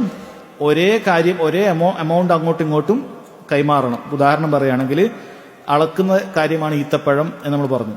ഇന്നത്തെ തൂക്കുന്നത് നോക്കരുത്. നബി സല്ലല്ലാഹു അലൈഹി വസല്ലമയുടെ കാലഘട്ടത്തിൽ ഈത്തപ്പഴം ഏത് രീതിയിലാണോ മദീനയിൽ കച്ചവടം ചെയ്തത് അതാണ് പരിഗണിക്കുക ഖിയാമത്ത് നാൾ വരെ. അത് അളന്നിട്ടാണ്. നബി സല്ലല്ലാഹു അലൈഹി വസല്ലമയുടെ കാലഘട്ടത്തിൽ ഏതൊക്കെ കാര്യമാണോ മക്കയിൽ തൂക്കിയെടുത്തത് അതാണ് ഖിയാമത്ത് നാൾ വരെ തൂക്കുന്നതായിട്ട് പരിഗണിക്കുക. ഇതാണ് കച്ചവടത്തിന്റെ അടിസ്ഥാനത്തിൽ വരുന്നത്. അപ്പോ ഈത്തപ്പഴം 1 കിലോ ഈത്തപ്പഴം ഞാൻ കൊടുത്തു എങ്കിൽ എനിക്ക് തിരിച്ച് ഈത്തപ്പഴം തമ്മിലാണ് കച്ചവടം. ഞാൻ 1 കിലോ ഈത്തപ്പഴം കൊടുത്താൽ എനിക്ക് തിരിച്ച് 1 കിലോ ഈത്തപ്പഴമേ വാങ്ങാൻ പാടുള്ളൂ. അത് എത്ര ക്വാളിറ്റി വ്യത്യാസമുള്ള ഈത്തപ്പഴമാണെങ്കിൽ ശരി. ഞാൻ 1 കിലോ സുക്കരി കൊടുത്തിട്ട് 1/2 കിലോ അജുവ വാങ്ങുക എന്നുള്ള കച്ചവടം പാടില്ല. കാരണം അജുവ മുന്തിയതിനാണ്, പാടില്ല. ഹദീസിൽ അത് വളരെ വ്യക്തമായിട്ട് വന്നിട്ടുണ്ട്. ഒന്നാമത്തത് അതെന്തായിരിക്കണം? തമാസുൽ മിസ്ലം ബമിസ്, ഒരേ ഇനമായിരിക്കണം. 1 കിലോ എന്നല്ല, ശരിക്കും സാ ആണ് പറയേണ്ടത്, കിലോ അല്ല ഈക്വൽ ആവേണ്ടത്, സാ ആണ്. ഞാൻ 1 സാ ഈ സുക്കരി കൊടുത്താൽ 1 സാ തന്നെ അജുവ വാങ്ങണം, കച്ചവടം അത് തമ്മിൽ നടക്കുകയാണെങ്കിൽ. ഇനി അജുവ തന്നെ കൂടിയതിനുള്ള അജുവ ഉണ്ടാവും, കുറഞ്ഞതിനുള്ള അജുവ ഉണ്ടാവും. അപ്പൊ എങ്ങനെ ആയിട്ടും കാര്യമില്ല. ഈത്തപ്പഴവും തമ്മിലാണ് കച്ചവടം നടക്കുന്നത് എങ്കിൽ അവിടെ തുല്യമായിരിക്കണം കൊടുക്കുന്നത്. പണമല്ല അവിടെ 2 ഭാഗത്തുള്ളത്, 2 ഭാഗത്ത് ഈത്തപ്പഴം. എൻ്റെ കയ്യിൽ 1 കിലോ ഈത്തപ്പഴം. ഉദാഹരണത്തിന് എങ്ങനെ ഉദാഹരണം വരിക? ഉദാഹരണം, ഒരാൾ പറയാണ് എൻ്റെ കയ്യിൽ എന്തുണ്ട് ഈത്തപ്പഴം, ഒരു ഓർഡർ വന്നു, ഒരാൾ പറഞ്ഞു 1 കിലോ 1 സാ അജുവ വേണം എന്ന് പറഞ്ഞു. അപ്പം എൻ്റെ കയ്യിൽ അജുവ ഇല്ല, എൻ്റെ കയ്യിൽ സുക്കരി കുറേ ഉണ്ട്. അപ്പം ഞാൻ അപ്പുറത്തെ കടക്കാരൻ്റെ അടുത്ത് പോയിട്ട് പറഞ്ഞു, ഇതാ ഞാൻ 2 സാ സുക്കരി തരാം, 1 സാ തൽക്കാലം അജുവ തരും, എന്നിട്ട് ഇവിടെ വന്നിട്ട് എനിക്ക് കച്ചവടം നടത്താലോ. അത് പാടില്ല എന്നാണ്. മറിച്ച് ഏതിനാണെങ്കിലും ശരി, ഈത്തപ്പഴം എന്ന് പറയുന്ന വർഗം അങ്ങോട്ടും ഇങ്ങോട്ടും തമ്മിൽ കൈമാറുമ്പോൾ ഒരേപോലെ ആയിരിക്കണം. പോരാ, ഒരേ മജ്ലിസിലും കൂടി ആയിരിക്കണം. തഖാബുൽ, അതായത് ഇന്ന് ഞാൻ 1 കിലോ സുക്കരി, കിലോ പറഞ്ഞു വരുന്നതാണ്, ഇന്ന് 1 സാ സുക്കരി ഞാൻ കൊടുത്തിട്ട് അത് നാളെ തിരിച്ചു തന്നാൽ മതി എന്നുള്ളത് പാടില്ല. ഇന്ന് ഞാൻ ഒരു സാ സുക്കരി കൊടുത്തിട്ടുണ്ടെങ്കിൽ അത് അതേ മജ്ലിസിൽ തന്നെ അയാൾ തരണം. അത് വേറെ എന്ത് ഈത്തപ്പഴമാണ്, നാളെ എനിക്ക് അതിന് പകരമായിട്ടൊരു സാ തരിക എന്നുള്ളത് പാടില്ല. അതിനാണ് തഖാബുൽ എന്ന് പറയുന്നത്, യദൻ ബിയദ് എന്ന് പറയും. നേർക്ക് നേരെ അതേ മജ്ലിസിൽ തന്നെ കൊടുക്കണം. അതേപോലെ തന്നെ അതേ ഇനത്തിൽ അതേ ക്വാണ്ടിറ്റി തന്നെ പരസ്പരം കൈമാറണം. ഇത് തൂക്കുന്നതും തമ്മിൽ നടക്കുമ്പോഴാണ്. പണവുമായി ബന്ധപ്പെടുമ്പോൾ അതിന് വിഷയം മാറും. ഇനി തൂക്കുന്നതും ഒരേ ഇനമല്ല, വ്യത്യസ്ത ഇനമായിട്ടാണ് നടക്കുന്നത് എന്ന് വിചാരിക്കുക. എങ്കിൽ അവിടെ തമാസുൽ ആവശ്യമില്ല, ഒരേ ക്വാണ്ടിറ്റി ആവശ്യമില്ല, തഖാബുൽ മതി, ഒരേ മജ്ലിസിലായാൽ മതി. ഉദാഹരണത്തിന് ഞാൻ 1 കിലോ 1 സാ ഈത്തപ്പഴവും 1 സാ ഉണക്കമുന്തിരിയുമായിട്ടാണ്, അല്ലെങ്കിൽ ഈത്തപ്പഴവും ഉണക്കമുന്തിരിയുമായിട്ടാണ് എൻ്റെ ഇടപാട്. ഞാൻ ഈത്തപ്പഴം കൊടുക്കുന്നു, അയാൾ പകരമായിട്ട് ഉണക്കമുന്തിരി തരുന്നു. അത് അതേ മജ്ലിസിലാകുക എന്നത് മാത്രം നിബന്ധനയുള്ളൂ, ഒരേ ക്വാണ്ടിറ്റി ആവേണ്ടതില്ല. കാരണം ഈത്തപ്പഴത്തുനിന്ന് മാറി ഉണക്കമുന്തിരിയായി, ഉണക്കമുന്തിരി അയാൾ എന്ത് ചെയ്യും, എനിക്ക് 3 സാ തരും, അതിന് പകരമായിട്ട് 1 സാ ഞാൻ ഈത്തപ്പഴം കൊടുക്കും. 1 സാ സുക്കരി കൊടുത്തു, അയാൾ 3 സാ എനിക്ക് ഉണക്കമുന്തിരി തരും. അത് അനുവദനീയമാണ്. കാരണം അവിടെ തൂക്കുന്നതും തമ്മിൽ തന്നെയാണ് കച്ചവടം നടക്കുന്നത്. പക്ഷേ ഇനം മാറി, സെയിം ഇനമല്ല, ഇനം മാറി. അതുകൊണ്ട് അതേ മജ്ലിസിലാവുക എന്നുള്ള നിബന്ധന അവിടെ ബാക്കിയുണ്ട്. എന്നാൽ അതേ ക്വാണ്ടിറ്റി ആവുക എന്നുള്ള നിയമം ബാക്കിയില്ല. അത് തെറ്റാവുന്നു എപ്പോൾ? ഞാൻ ഇന്ന് ഒരാൾക്ക് 1 കിലോ 1 സാ സുക്കരി കൊടുത്തു, നാളെ പകരം എന്ത് ചെയ്യും, അയാൾ ഇതിന് പകരം 3 സാ നാളെ തരും എന്ന് പറഞ്ഞു കഴിഞ്ഞാൽ അത് ശരിയാവില്ല. കാരണം അതേ മജ്ലിസിൽ വെച്ച് കൈമാറ്റം ചെയ്യപ്പെടേണ്ട കാര്യമാണ്. അതായത് അളക്കുന്ന കാര്യങ്ങൾ തമ്മിൽ അങ്ങനെയാണ് ചെയ്യേണ്ടത് എന്ന് മനസ്സിലാക്കുക. അളക്കുന്ന കാര്യങ്ങൾ തമ്മിൽ അങ്ങനെയാണ് ചെയ്യേണ്ടത്. ഇനി അളക്കുന്നതും അളക്കാത്തതും തമ്മിലാണ് കച്ചവടം എന്ന് വിചാരിക്കുക. അളക്കുന്നതും അളക്കാത്തതുമായ, ഉദാഹരണത്തിന് ഈത്തപ്പഴവും പണവും തമ്മിലാണ് കച്ചവടം വിചാരിക്കുക. അവിടെ ലാ യുഷ്തറത്തു തഖാബുൽ വലാ തമാസുൽ, അവിടെ 2ന്റെ ആവശ്യമില്ല. ഉദാഹരണത്തിന് ഞാൻ പറഞ്ഞു എനിക്ക് 1 സാ ഈത്തപ്പഴം വേണം, അപ്പൊ 10 റിയാൽ എനിക്ക് വേണമെങ്കിൽ എന്ത് ചെയ്യാം, ഇന്ന് കൊടുക്കാം, അല്ലെങ്കിൽ നാളെ കൊടുക്കാം, മറ്റന്നാളെ കൊടുക്കാം, യാതൊരു കുഴപ്പമില്ല. അല്ലെങ്കിൽ 1 സാ അരി വേണം, അല്ലെങ്കിൽ വലിയൊരു ഇത്രയും ക്വാണ്ടിറ്റി അരി വേണം, എനിക്ക് ഇന്ന് പൈസ കൊടുക്കാം, നാളെ പൈസ കൊടുക്കാം, എപ്പോൾ വേണമെങ്കിലും പൈസ കൊടുക്കാം. ക്വാണ്ടിറ്റി എന്തായാലും സെയിം ആവേണ്ടതില്ല, കാരണം 2 ഒരേപോലെയല്ല, തൂക്കുന്നതല്ല, ഇത് വേറെ ക്യാഷാണ്. അപ്പോൾ നമുക്ക് എന്ത് ചെയ്യാം, അത് നമുക്ക് എങ്ങനെ വേണമെങ്കിലും അത് കൊടുക്കാവുന്നതാണ്. ഇനി ക്യാഷ് മാത്രമല്ല, അളക്കാത്ത എന്തും അതിൽ വന്നു കഴിഞ്ഞാൽ അങ്ങനെ തന്നെ, അളക്കാത്ത തൂക്കുന്ന കാര്യം പകരം വന്നാൽ ഇറച്ചി തൂക്കുന്നതാണ്. ഇപ്പോൾ 1 സാ ഈത്തപ്പഴത്തിന് ഞാൻ എന്ത് ചെയ്യാണ്, ഒരു 100 ഗ്രാം ഇറച്ചിയാണ് കൊടുക്കുന്നതെന്ന് വിചാരിക്കുക. അതെനിക്ക് 1 സാ ഈത്തപ്പഴം ഇറച്ചി കൊടുക്കേണ്ട ആവശ്യമില്ല, 100 ഗ്രാം മതി. ക്വാണ്ടിറ്റി വ്യത്യാസമായാലും കുഴപ്പമില്ല, പിറ്റേന്ന് കൊടുത്താലും മതി. കാരണം രണ്ടും മാറി, മക്കീലുമല്ല, ഒന്ന് മക്കീലും ബിഗൈരി മക്കീലാണ്, അളക്കുന്നതും അളക്കാത്തതും തമ്മിലാണ്. അതുകൊണ്ട് അവിടെ രണ്ടും ആവശ്യമില്ല. പറഞ്ഞ മനസ്സിലായോ? കുറച്ച് ബുദ്ധിമുട്ടുണ്ടാകും. അത് സാധാരണഗതിയിൽ കുറച്ച് പ്രസന്റേഷനൊക്കെ ഉണ്ടെങ്കിൽ കുറച്ച് എളുപ്പത്തിൽ മനസ്സിലാവും. അളക്കുന്നതാണ് എൻ്റെ ഒരു കയ്യിലുള്ളത്. ഇത് നിങ്ങൾ ഈത്തപ്പഴമായിട്ട് കണക്കാക്കുക. ഈ ഈത്തപ്പഴവും തമ്മിലാണ് കച്ചവടമെങ്കിൽ നിർബന്ധമായിട്ടും 2 കാര്യങ്ങൾ അവിടെ വേണം. എന്തൊക്കെയാണ്? ഈത്തപ്പഴം കൊടുത്ത് ഈത്തപ്പഴം വാങ്ങുമ്പോൾ രണ്ടും ഒരേ ക്വാണ്ടിറ്റി ആയിരിക്കണം. ഇതൊരു സാ ആണെങ്കിൽ ഇതൊരു സാ, ഇത് 2 സാ ആണെങ്കിൽ ഇത് 2 സാ. സാ എന്ന് പറഞ്ഞാൽ മനസ്സിലായില്ല, ഇങ്ങനെ ഒരു കൈ എടുത്തതിനാൽ ഒരു മുദ്ദാണ്. ഇത് ഏകദേശം 4 തവണ നമ്മൾ എടുത്തു കഴിഞ്ഞാൽ ഒരു സാ കിട്ടും. ഏകദേശം കിലോഗ്രാമിൽ പറയുമ്പോൾ നമ്മൾ 3 കിലോ വരെയൊക്കെ അത് പോകാറുണ്ട്. അപ്പൊ ഈ കയ്യിൽ ഒരു സാ ഈത്തപ്പഴം ഉണ്ടെങ്കിൽ അത് ഈ കയ്യിൽ ഒരു സാ ഈത്തപ്പഴം വേണം. ഇത് രണ്ടും തമ്മിൽ മാത്രമേ ചെയ്യാൻ പാടുള്ളൂ. ഇത് രണ്ടും ഒരേ മജ്ലിസിൽ ചെയ്യണം. ഒരു സാ ഇപ്പുറം കൊടുത്തിട്ട് മറ്റേ സാ നാളെ കൊടുത്താൽ പോരാ. ഈ സ്ഥലത്ത് തന്നെ വെച്ചിട്ട് എന്ത് ചെയ്യണം? നമ്മൾ ആ കച്ചവടം നടക്കണം.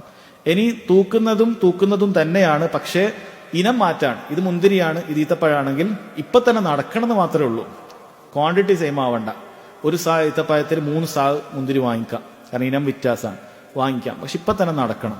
ഇന്ന് സാ ഈത്തപ്പഴം കൊടുത്ത് നാളെ വാങ്ങിയാൽ പോരാ എന്നാണ് പറഞ്ഞത്.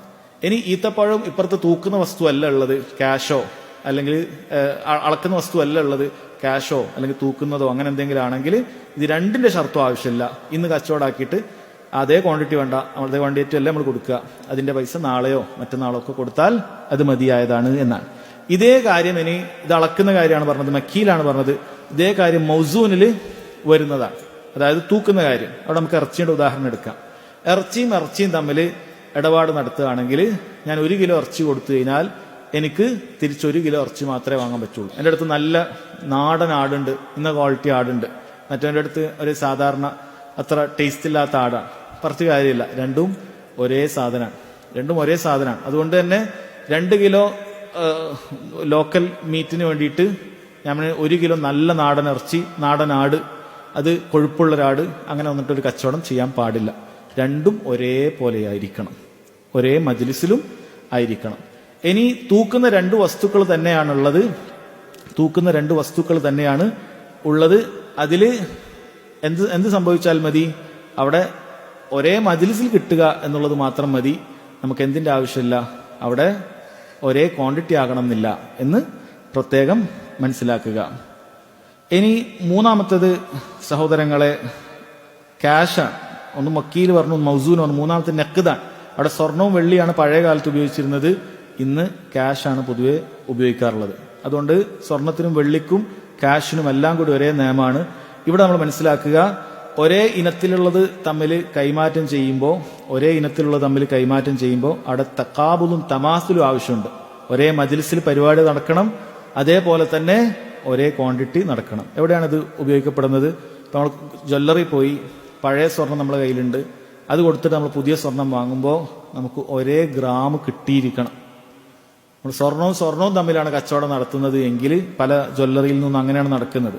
നമ്മൾ പഴയ സ്വർണം കൊടുക്കുന്നു, അവിടെ വേറെ ഇടപാടൊന്നുമില്ല, അതിന് പുതിയ സ്വർണം കണക്കാക്കിയിട്ട് ഗ്രാം കുറച്ചിട്ട് തരും. ചിലപ്പോൾ നമ്മൾ 10 പവൻ പഴയ സ്വർണം കൊടുത്താൽ അവരൊക്കെ കണക്കൂട്ടി പണിക്കൂലി കുറഞ്ഞു, അത് കുറഞ്ഞു, ഇത് കുറഞ്ഞു, ഒരു 8.5 പവൻ നിങ്ങൾക്ക് പുതിയ സ്വർണം എടുക്കാം എന്ന് ചിലപ്പം പറയും. കണക്കായിക്കോളൊന്നുമില്ല, ചിലപ്പോൾ 9 പവൻ 9 പവൻ എന്നൊക്കെ ആവാം, അങ്ങനെ പറയും. ആ കച്ചവടം പാടില്ല. കാരണം സ്വർണം പഴയതായാലും പുതിയതായാലും അത് സ്വർണം തന്നെയാണ്, ഒരേ ഇനാണ്. അത് തമ്മിൽ കൈമാറ്റം ചെയ്യുന്നുണ്ട് എങ്കിൽ എങ്ങനെ പാടുള്ളൂ? ഒരേ ഇനം എന്തായിരിക്കണം? ഇപ്പൊ നമ്മൾ എത്ര ഗ്രാമാണ് കൊടുത്തത് അത്ര തന്നെ വേണം.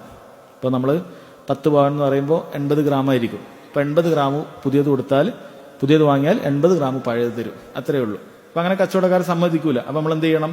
അത് ക്യാഷുമായിട്ട് എന്ത് ചെയ്യണം? അതിനെ മുറിക്കണം. നമ്മൾ ആദ്യം പഴയ സ്വർണം ക്യാഷിന് വാങ്ങിക്കാം. 10 പവനുണ്ട്, അതിന് എത്ര 75,000 രൂപ ഉണ്ട്, അത് അല്ലെങ്കിൽ 70,000 രൂപ ഉണ്ട്, അത് വാങ്ങിക്കുന്നു. പിന്നീട് പുതിയ സ്വർണം നമ്മൾ വാങ്ങിക്കുമ്പോൾ അതിന് ക്യാഷുമായിട്ട് ഇത്രയാണ് കൊടുക്കുക. എന്തായാലും ഒരു ഡിഫറൻസ് ഉണ്ട്. നിങ്ങൾ വിചാരിക്കരുത് സെയിം ആണ്. നിങ്ങൾ ജ്വല്ലറി പോയാൽ നിങ്ങൾക്ക് അറിയാൻ പറ്റും, അതിൽ ചെറിയൊരു ഡിഫറൻസ് വരും. അവർ പറയും നിങ്ങൾക്ക് ലാഭമാണ് സാറേ, അത് ഇങ്ങനെ ചെയ്താൽ നിങ്ങൾക്ക് നഷ്ടം വരും. ആ നഷ്ടം നമ്മൾ സഹിക്കണം. അത് പലിശയുമായി ബന്ധപ്പെട്ട ഒരു ഇനമാണ്, അത് പ്രത്യേകം ശ്രദ്ധിക്കുക. അതേപോലെ തന്നെയാണ് കറൻസി. ഇതേ കാര്യം തന്നെയാണ് കറൻസി. നമ്മൾ ഒരാൾക്ക് ചില്ലറ വാങ്ങുകയാണെന്ന് വിചാരിക്കുക. ഒരാൾ എനിക്ക് 500 നോട്ട് തന്നു, 500 കൊടുക്കണമെങ്കിൽ നമ്മൾ എന്ത് ചെയ്യണം? അതേ മജ്ലിസിൽ തന്നെ അത് കൊടുക്കണം, അതേ ക്വാണ്ടിറ്റി കൊടുക്കണം. 500 നോട്ടിന് നമ്മൾ ചില്ലറ കൊടുക്കുമ്പോൾ അത് 500 കൂടുതൽ വേണം അങ്ങനെ പറയാൻ പാടില്ല, അല്ലെങ്കിൽ കുറച്ചേ പാടുള്ളൂ എന്ന് പറയാൻ പാടില്ല. ഒരാളുടെ കയ്യിൽ $1000 ഉണ്ട്, $1000 ഒറ്റ നോട്ട് കൊടുത്തു കഴിഞ്ഞാൽ എനിക്ക് ചില്ലറയായിട്ട് അത് അതിനേക്കാൾ കൂടുതൽ തരും, $1010 തരും എന്ന് പറയുന്ന രീതി അത് പലിശയാണ്, അത് പാടില്ല. അല്ലെങ്കിൽ $1000 ഇന്ന് കൊടുത്തു, അതിന്റെ ചില്ലറ നാളെ ആയിട്ട് $1000 തിരിച്ചു തരും എന്ന് പറഞ്ഞാലും പാടില്ല. അത് ഒരേ ഇനത്തിൽപ്പെട്ടതാണ്. ഒരേപോലെ തന്നെ ട്രാൻസാക്ഷൻ, ഒരേ ക്വാണ്ടിറ്റി ആയിരിക്കണം, ഒരേ മജ്ലിസിൽ നടക്കണം. അപ്പൊ ചില്ലറ വാങ്ങുന്ന ആൾക്കാർ ശ്രദ്ധിക്കുക. അപ്പൊ ചില്ലറൊക്കെ നമ്മൾ കൊടുക്കുന്നുണ്ടെങ്കിൽ നമ്മൾ കുറേ കോയിൻ ഒരാൾക്ക് കൊടുത്തു, നാളെ ഞാൻ ഇതിന്റെ നോട്ട് തരാം എന്ന് പറഞ്ഞാൽ ശരിയാവില്ല. അതേ ദിവസം അതേ മജ്‌ലിസിൽ തരണം. അടുത്ത് 1 രൂപയുടെ 1000 നോട്ടുണ്ട്, അയാൾ 2,500 തരാം, 2,500 ഞാൻ നാളെ കിട്ടിയിട്ട് തരും എന്ന് പറഞ്ഞാൽ ശരിയാവില്ല. അയാൾ അപ്പം തന്നെ അത് തരേണ്ടതുണ്ട്. അതിൽ 500, 1000 എന്നല്ലാതെ 1001 ഉണ്ടാകാനും പാടില്ല. അതേ മജ്‌ലിസിൽ അത് തരികയും വേണം. എന്നാൽ അത് തമ്മിൽ ജിൻസ് മാറിയാലോ, സ്വർണവും വെള്ളി ആയാലോ ഒരേ ക്വാണ്ടിറ്റി ആകേണ്ടതുണ്ടോ? ആവശ്യമില്ല, ഒരേ ക്വാണ്ടിറ്റി ആവേണ്ടതില്ല. മറിച്ച് എന്തായാൽ മതി, നമുക്ക് ഒരേ മജ്‌ലിസിൽ സംഭവിച്ചാൽ മതി. അതാണ് നമ്മൾ സ്വർണം നമ്മൾ പൈസ കൊണ്ട് വാങ്ങിക്കാൻ പോകുമ്പോൾ സംഭവിക്കുന്നത്. അങ്ങനെയാണ് നമ്മൾ സ്വർണം പൈസ കൊണ്ട് വാങ്ങിക്കാൻ പോകുമ്പോൾ സംഭവിക്കുന്നത്. അങ്ങനെയാണ് നമുക്ക് ഒരേ ക്വാണ്ടിറ്റി അല്ല കിട്ടുന്നത്, പക്ഷെ ഒരേ മജ്‌ലിസിലായിരിക്കണം. അതുകൊണ്ടാണ് നമ്മൾ പറയുന്നത് സ്വർണം ഒരിക്കലും അഡ്വാൻസ് പേയ്മെന്റ് നടത്താൻ പാടില്ല, അതല്ലെങ്കിൽ വൈകിപ്പിച്ചും പേയ്മെന്റ് നടത്താൻ പാടില്ല. നാട്ടിൽ പൊതുവെ കണ്ടുവരുന്ന രീതിയാണല്ലോ, മാസാമാസം നമ്മൾ പൈസ അടക്കുന്നു, കല്യാണ സമയമാകുമ്പോൾ അല്ലെങ്കിൽ വർഷാവസാനം ആകുമ്പോഴൊക്കെ നമുക്ക് എന്ത് ചെയ്യും, അപ്പം മാസാമാസം നമ്മൾ അടക്കും. അവർ അതാത് റേറ്റിലൊക്കെ ആയിരിക്കും അവിടെ ഇത്ര ഗ്രാം സ്വർണം നിങ്ങൾക്ക് ഉണ്ട് എന്ന് പറഞ്ഞിട്ടൊക്കെ എഴുതി വെക്കും. എന്നിരുന്നാലും ശരി, അത് പലിശയാണ്. നമ്മൾ പൈസ കൊടുക്കുന്ന അതേ ദിവസം അതേ മജ്‌ലിസിൽ തന്നെ നമുക്ക് ആ സ്വർണം കൈപ്പറ്റണം, അതേ സ്വർണം കൈപ്പറ്റണം. അതുകൊണ്ട് അത്തരം ഗോൾഡ് സ്കീമിൽ ചേരുക എന്നുള്ളത് പാടില്ലാത്തതാണ്. അതിൽ പലിശയുണ്ട്. മറിച്ച് നമ്മൾ അതേ മജ്‌ലിസിൽ തന്നെ എന്ത് ചെയ്യണം, അതിന്റെ പരിപാടി സഹോദരങ്ങളെ അത് തീർക്കേണ്ടതുണ്ട്. അത് പ്രത്യേകം മനസ്സിലാക്കേണ്ട കാര്യമാണ്. ഇവിടെ 2 ടൈപ്പ് പലിശയാണ് വരുന്നത്. ഒരേ മജ്‌ലിസിൽ തീർക്കാത്തതിന്റെ പേരിൽ വരുന്ന പലിശക്കാണ് റിബൻ നസീഅ എന്ന് പറയാറുള്ളത്. അതായത് അത്തഖീറു ഫീമാ യുശ്തറതു ഫീഹി തഖാബുൽ, ഒരുമിച്ച് അപ്പം തന്നെ അതേ മജ്‌ലിസിൽ വാങ്ങിക്കേണ്ടത് അടുത്ത ദിവസത്തേക്ക് മാറ്റുന്നതിന് റിബൻ നസീഅ എന്ന് പറയും. കാലതാമസത്തിനുള്ള പലിശ എന്നാണ് അതിനെ പറയാം. നമ്മൾ നേരത്തെ പറഞ്ഞല്ലോ, 1000 കോയിൻ കൊടുത്ത് ₹1 കൊടുത്തു, അതിന് 2,500 നോട്ടായിട്ട് അപ്പം തന്നെ തരേണ്ടതാണ്. നാളെ തരൂ എന്ന് പറഞ്ഞാൽ നമ്മൾ പറയും അതിൽ റിബൻ നസീഅ ഉണ്ട്. റിബൻ നസീഅ അതിലുണ്ട്. അല്ലെങ്കിൽ ഞാൻ 1,00,000 രൂപ കൊടുത്തു, അതിനുള്ള സ്വർണം നാളെയാണ് ഞാൻ വാങ്ങിക്കുന്നത്, അല്ലെങ്കിൽ സ്വർണം എന്ന് വാങ്ങി അടുത്ത ആഴ്ചയാണ് ഞാൻ പൈസ തരുന്നത്, അതിൽ റിബൻ നസീഅ ഉണ്ട്. കാരണം അത് അതേ മജ്‌ലിസിൽ നടക്കേണ്ട കച്ചവടമായിരുന്നു. ആ കാലതാമസത്തിനുണ്ടാകുന്ന പലിശക്കാണ് റിബൻ നസീഅ എന്ന് പറയുന്നത്. റിബൽ ഫദ്ൽ എന്ന് പറയുന്നത് നമ്മൾ ഇതേ പറഞ്ഞ 500 ചില്ലറ കൊടുത്തു കഴിഞ്ഞാൽ നമുക്ക് തിരിച്ച് നോട്ട് കിട്ടുന്നത് 450 ആയിട്ടോ, അല്ലെങ്കിൽ നമ്മൾ 495 കോയിൻ കൊടുത്തു കഴിഞ്ഞാൽ നമുക്ക് 500 തരുന്നു, അങ്ങനെ എന്തെങ്കിലുമൊക്കെ ആണെന്ന് വിചാരിക്കുക. അവിടെ റിബൽ ഫദ്ലാണ്. അതായത് ഒരേ ഇനം ഒരേപോലെ കിട്ടേണ്ടതിന് പകരം കൂടുതലോ കുറവോ ആയിട്ട് കിട്ടിയാൽ അതിനെയാണ് റിബൽ ഫദ്ൽ. അത്തഫാദുലു ഫീമാ യുശ്തറതു ഫീഹി തമാസുൽ, ഒരേപോലെ ആകിരിക്കാൻ കച്ചവടത്തിൽ നിബന്ധനയായിട്ടുള്ള കാര്യത്തിൽ മാറ്റം വന്നു കഴിഞ്ഞാൽ അതിനാണ് റിബൽ ഫദ്ൽ എന്ന് പറയുന്നത്. ഏറ്റക്കുറച്ചിലുണ്ടാകുന്ന റിബ, പലിശ എന്ന് പറയുന്നത് അതാണ്. അത് എവിടെയാണ് വരുന്നത്? നമ്മൾ സ്വർണം അഡ്വാൻസ് ബുക്കൊക്കെ ചെയ്യുന്ന സമയത്ത് അതാണ്.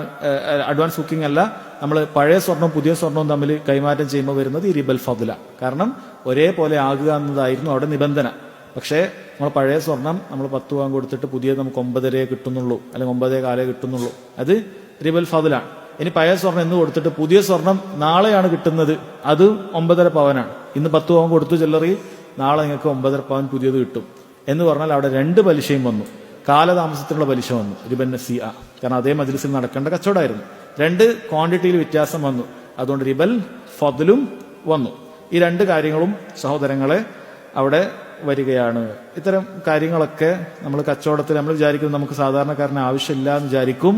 അങ്ങനെ വിചാരിച്ചത് കൊണ്ടാണ് പല സാധാരണക്കാരും ഇത്തരം പലിശയിൽ പോയി ചെന്ന് ചാടുന്നത്. അതുകൊണ്ട് മനസ്സിലായിട്ടില്ലെങ്കിൽ അത് ആവർത്തിച്ച് പഠിക്കുക തന്നെ വേണം, അല്ലെങ്കിൽ ആവർത്തിച്ച് കേട്ട് മനസ്സിലാക്കണം. ഇത് മനസ്സിലാക്കാത്തത് കൊണ്ടാണ് പലരും ഇത്തരം പലിശയിൽ പെടുന്നത്. ഭൂരിഭാഗം ആളുകളും നമ്മൾ ചിന്തിച്ചു നോക്കിയാൽ മതി, മുസ്ലിമീങ്ങളായ ഭൂരിഭാഗം ആളുകളും ഇതിനെക്കുറിച്ച് അജ്ഞരാണ്. സ്വർണത്തിൽ ഇങ്ങനെ പൈസ അടച്ച് പിന്നീട് സ്വർണം വാങ്ങുന്ന രീതി അവർ സ്വീകരിക്കാറുണ്ട്. അല്ലെങ്കിൽ പഴയതും പുതിയതും ഒക്കെ സ്വർണം മാറ്റുന്ന സമയത്ത് ഈ രൂപത്തിൽ അബദ്ധങ്ങൾ അവർക്ക് പറ്റാറുണ്ട്. ഇനി ഇവിടെ നമ്മൾ പറഞ്ഞു സ്വർണത്തിന്റെ തമാസുൽ ഒരേപോലെ ആകണം എന്ന് പറയുമ്പോൾ അവിടെ നമ്മൾ പ്രത്യേകം ക്യാരറ്റ് ശ്രദ്ധിക്കണം. കാരണം ഈ ക്യാരറ്റ് അനുസരിച്ചിട്ടാണ്. അപ്പോൾ ഉദാഹരണത്തിന് 10 പവൻ ഞാൻ 24 ക്യാരറ്റ് സ്വർണം കൊടുത്തിട്ട് 10 പവൻ 22 ക്യാരറ്റ് വാങ്ങിയാൽ അവിടെ തമാസുലാവൂല. കാരണം ഗ്രാം അവിടെ സെയിം ആയ പോരാ, സ്വർണത്തിന്റെ ഗ്രാം സെയിം ആയിരിക്കണം, അല്ലെ? ഇപ്പൊ ഒരാളത്ത് 18 ക്യാരറ്റിന്റെ ഒരു ആഭരണം ഉണ്ട്, അത് 10 പവനുണ്ട്. ഒരാളത്ത് 22 ക്യാരറ്റിന്റെ ആഭരണം ഉണ്ട്, അതും 10 പവനുണ്ട്. അപ്പൊ ഇത് രണ്ടും തമ്മിൽ കൈമാറിയാൽ അതിൽ തമാസുൽ സംഭവിക്കുകയില്ല, ഒരേപോലെ ആവുന്നില്ല. ഗ്രാം സ്വർണത്തിന്റെ ഗ്രാമിൽ ഒരേപോലെ ആകണം.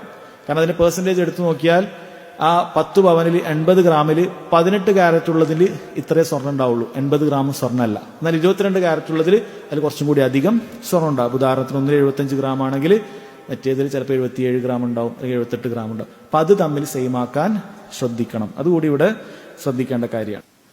പിന്നീടുള്ളത് സഹോദരങ്ങളെ അക്സാമുൽ ഖിയാർ. അക്സാമു അൽ ഖിയാർ. ഖിയാർ എന്ന് പറയുന്നത് നമ്മളൊരു കാര്യം വാങ്ങിക്കഴിഞ്ഞാൽ നമുക്കത് തിരിച്ച് ആ കച്ചവടം വേണ്ടതില്ല എന്ന് പുനരാലോചിച്ച് കച്ചവടം ഒഴിവാക്കാനുള്ള അവസരത്തിനാണ് ഖിയാർ എന്ന് പറയുന്നത്. അത് പലതരത്തിലുള്ള ഖിയാറുണ്ട്. അത് എന്തിനാണ് ശരീഅത്തിൽ ആ നിയമം കൊണ്ടുവന്നത് എന്ന് വെച്ച് കഴിഞ്ഞാൽ, നമ്മൾക്ക് ചില സമയത്ത് ചില വസ്തു നമ്മൾ വാങ്ങുന്ന സമയത്ത് നല്ല ആവേശം ഉണ്ടാവും, പക്ഷെ അപ്പം തന്നെ നമുക്ക് തോന്നും ഇതിപ്പോൾ ഇത്ര വാങ്ങേണ്ടിയില്ല. ചിലപ്പോൾ മനുഷ്യന് ചിലപ്പോൾ ഒരു കാര്യം തീരുമാനം എടുത്തത് ഉടനെ തന്നെ എന്ത് ചെയ്യും, അത് വേണ്ടതില്ല എന്ന് തോന്നാനുള്ള സാധ്യത വളരെ കൂടുതലാണ്. അപ്പോൾ അവനൊരു കാര്യം വാങ്ങി ആ കടയിൽ നിന്ന് തന്നെ ഇറങ്ങുന്ന തന്നെ വിചാരിക്കും ഇതിപ്പോൾ വാങ്ങണ്ടില്ലായിരുന്നു, ഇതിപ്പോൾ വാങ്ങിക്കഴിഞ്ഞാൽ ചിലപ്പോൾ എനിക്ക് കുറച്ച് ബുദ്ധിമുട്ടാവും, അത് അടുത്ത മാസം വാങ്ങിക്കലായിരിക്കും നല്ലത്. അല്ലെങ്കിൽ അവന് തോന്നി ഇത് അത്രക്കില്ല, ഇത് വില കുറച്ച് കൂടുതലാണെന്ന് എനിക്ക് തോന്നുന്നുണ്ട്, അല്ലെങ്കിൽ ഇത് ക്വാളിറ്റി പോരാ എന്നൊക്കെ ചിലപ്പോൾ അപ്പം തന്നെ എന്ത് ചെയ്യും, കുറച്ച് കഴിയുമ്പോൾ തന്നെ അവന്റെ മനസ്സിൽ വരാനൊക്കെ സാധ്യതയുണ്ട്. അപ്പൊ ശറഇൽ എന്തുണ്ട്, അത്തരത്തിലുള്ള ആളുകൾക്ക് ഖിയാറുൽ മജ്ലിസ് ഉണ്ട്. ഖിയാറുൽ മജ്ലിസ് എന്താണെന്ന് വെച്ച് കഴിഞ്ഞാൽ, സഹോദരങ്ങളെ, നമ്മളൊരു കച്ചവടം നടത്തി. ഉദാഹരണത്തിന് ഞാനൊരു കടയിൽ പോയി ഒരു കിലോ ആപ്പിൾ വാങ്ങി. അയാൾ ആപ്പിൾ എടുത്ത് തന്നു, അവിടെ നിന്നു, അവിടെ പൈസയും ഞാൻ കൊടുത്തു. അവിടെ പിരിഞ്ഞിട്ടില്ല. ഉടനെ തന്നെ ഞാൻ വിചാരിച്ചു ഈ ആപ്പിൾ അത്ര പോരാ. ഞാൻ വീണ്ടും അവിടെ നോക്കിയപ്പോൾ തോന്നി ഇത് അത്ര പോരാ എന്ന് എനിക്ക് തോന്നി. ഞാൻ പറഞ്ഞു വേണ്ട, എനിക്ക് ആവശ്യമില്ല, ഞാൻ ഒഴിവാക്കാണ് എന്ന് പറഞ്ഞാൽ ഇസ്ലാമികപരമായി അയാളുടെ ഹക്കാണ് നമ്മൾ കൊടുത്ത പൈസ തിരിച്ചു തരലും ആപ്പിൾ വാങ്ങി അവിടെ വെക്കലും. അതിനാണ് ഖിയാറുൽ മജ്ലിസ് എന്ന് പറയുന്നത്. ഖിയാറുൽ മജ്ലിസ് ഇത് കച്ചവടത്തിന്റെ കാര്യത്തിൽ മാത്രമല്ല, കച്ചവടത്തിന്റെ കാര്യത്തിന് പുറമെ വാടക കെട്ടിടത്തിനൊക്കെ ഉണ്ട്. നമ്മളൊരു വാടക കെട്ടിടമൊക്കെ കണ്ട് ഒക്കെ തീരുമാനിച്ചു, ഇതിന് ഇത്ര അഡ്വാൻസോ ഒക്കെ, ഇതിന് ഇത്ര രൂപ എന്നൊക്കെ നമ്മൾ തീരുമാനിച്ചു, നമ്മൾ അതിൻ്റെ അകത്താണുള്ളത്. പക്ഷേ ആ വീട്ടിൽ നിന്ന് പുറത്തിറങ്ങുന്നതിന് മുമ്പ് നമുക്ക് തോന്നി ഈ വീട് വേണ്ട, വേറെ വീട് നോക്കാം. മുമ്പിലെത്തിയപ്പോൾ വേറെ എന്തെങ്കിലുമൊക്കെ കണ്ടപ്പോൾ നമുക്ക് തോന്നി ഇതത്ര ശരിയാവില്ല. നമ്മളാണെങ്കിൽ പൈസയൊക്കെ അഡ്വാൻസൊക്കെ അയച്ചു കൊടുത്തിട്ടുണ്ട്, നമ്മൾ വാടക ഉറപ്പിച്ച് റെഡിയാക്കിയതാണ്, നാളെ മുതൽ താമസിക്കാന്നൊക്കെ ചിലപ്പോൾ പറഞ്ഞുണ്ടാവും.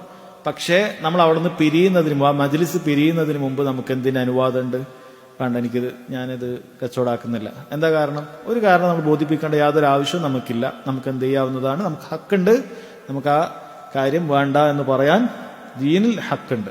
ആ കാര്യം അയാൾക്കൊരിക്കലും, ഇനിയിപ്പോൾ നമ്മളാണ് കച്ചവടക്കാരെങ്കിലും നമ്മൾ ഒരിക്കലും എന്ത് ചെയ്യാൻ പാടില്ല, തരൂല എന്ന് പറയാൻ പാടില്ല. എപ്പോഴല്ലാതെ ഹദീസിൽ വരുന്നുണ്ട്, നമ്മൾ ആദ്യമേ പറഞ്ഞിരിക്കണം ഇതിന് ഖിയാറുൽ മജ്ലിസ് ഇല്ല എന്ന് പറഞ്ഞ് രണ്ടുപേരും തൃപ്തിയോടുകൂടിയാണ് കച്ചവടത്തിലേക്ക് പോയത്. ഇതിന് എടുത്താൽ പിന്നെ തിരിച്ചെടുക്കൂല കേട്ടോ എന്നുള്ളത് ആദ്യമേ പറഞ്ഞൊരു വസ്തുവാണെങ്കിൽ ഈ രണ്ടുപേരും ഓക്കെ ഇല്ല, ഇനി അടുത്താൽ തിരിച്ചെടുക്കുന്നത്, അങ്ങനെ മറ്റേയാളും ഓക്കെ ആണെങ്കിലല്ലേ അയാൾ കച്ചവടത്തിൽ നിൽക്കുള്ളൂ അല്ലെ. ആദ്യമേ അയാൾ പറഞ്ഞിട്ടുണ്ട്, ഇപ്പൊ ഉദാഹരണം നേരത്തെ ആപ്പിൾ ആണെങ്കിലേ പറയും ആപ്പിൾ എടുക്കുന്ന ശരി, വിറ്റതാണ്, പിന്നെ തിരിച്ചെടുക്കൂല എന്ന് പറഞ്ഞാൽ അയാൾക്ക് നോക്കാൻ അവസരമുണ്ട്, അയാൾ നല്ലോണം നോക്കിയൊക്കെ എടുത്തു. പിന്നെ അങ്ങനെ പറഞ്ഞിട്ടുണ്ടെങ്കിൽ അയാൾക്ക് എന്ത് ചെയ്യാൻ പറ്റൂല, ഖിയാറുൽ മജ്ലിസ് കിട്ടൂല. അതല്ലെങ്കിൽ അസ്ൽ എന്താണ്, ഖിയാറുൽ മജ്ലിസ് ഉണ്ട്, അയാൾക്ക് എന്ത് ചെയ്യാം, ഇത് കൊടുക്കാം. പക്ഷെ അത് ആ മജ്ലിസിലായിരിക്കണം. പോയി വീട്ടിലെത്തിയിട്ട് തിരിച്ചു വന്നിട്ട് ഇനി വേണ്ട എന്ന് പറഞ്ഞാലില്ല, എന്ന് പറഞ്ഞാൽ അയാൾക്ക് ഹക്കില്ല. മറ്റേയാൾക്ക് വേണമെങ്കിൽ എന്ത് ചെയ്യാം, വോട്ട് എന്ന 100 രൂപ കൊടുത്ത് ആപ്പിൾ വാങ്ങിയാൽ വെക്കാം, അതയാൾ വേറെ കാര്യമാണ്. പക്ഷെ ദീനിപരമായ ഹക്ക് ഇല്ല, അയാൾക്ക് എന്ത് ചെയ്യേണ്ട ആവശ്യമില്ല, ആപ്പിൾ തിരിച്ചു വാങ്ങിയിട്ട് പൈസ കൊടുക്കേണ്ട ആവശ്യം ദീനിപരമായ ഹക്കില്ല. കാരണം അയാൾ വീട്ടിലെത്തി, മജ്ലിസൊക്കെ പിരിഞ്ഞു,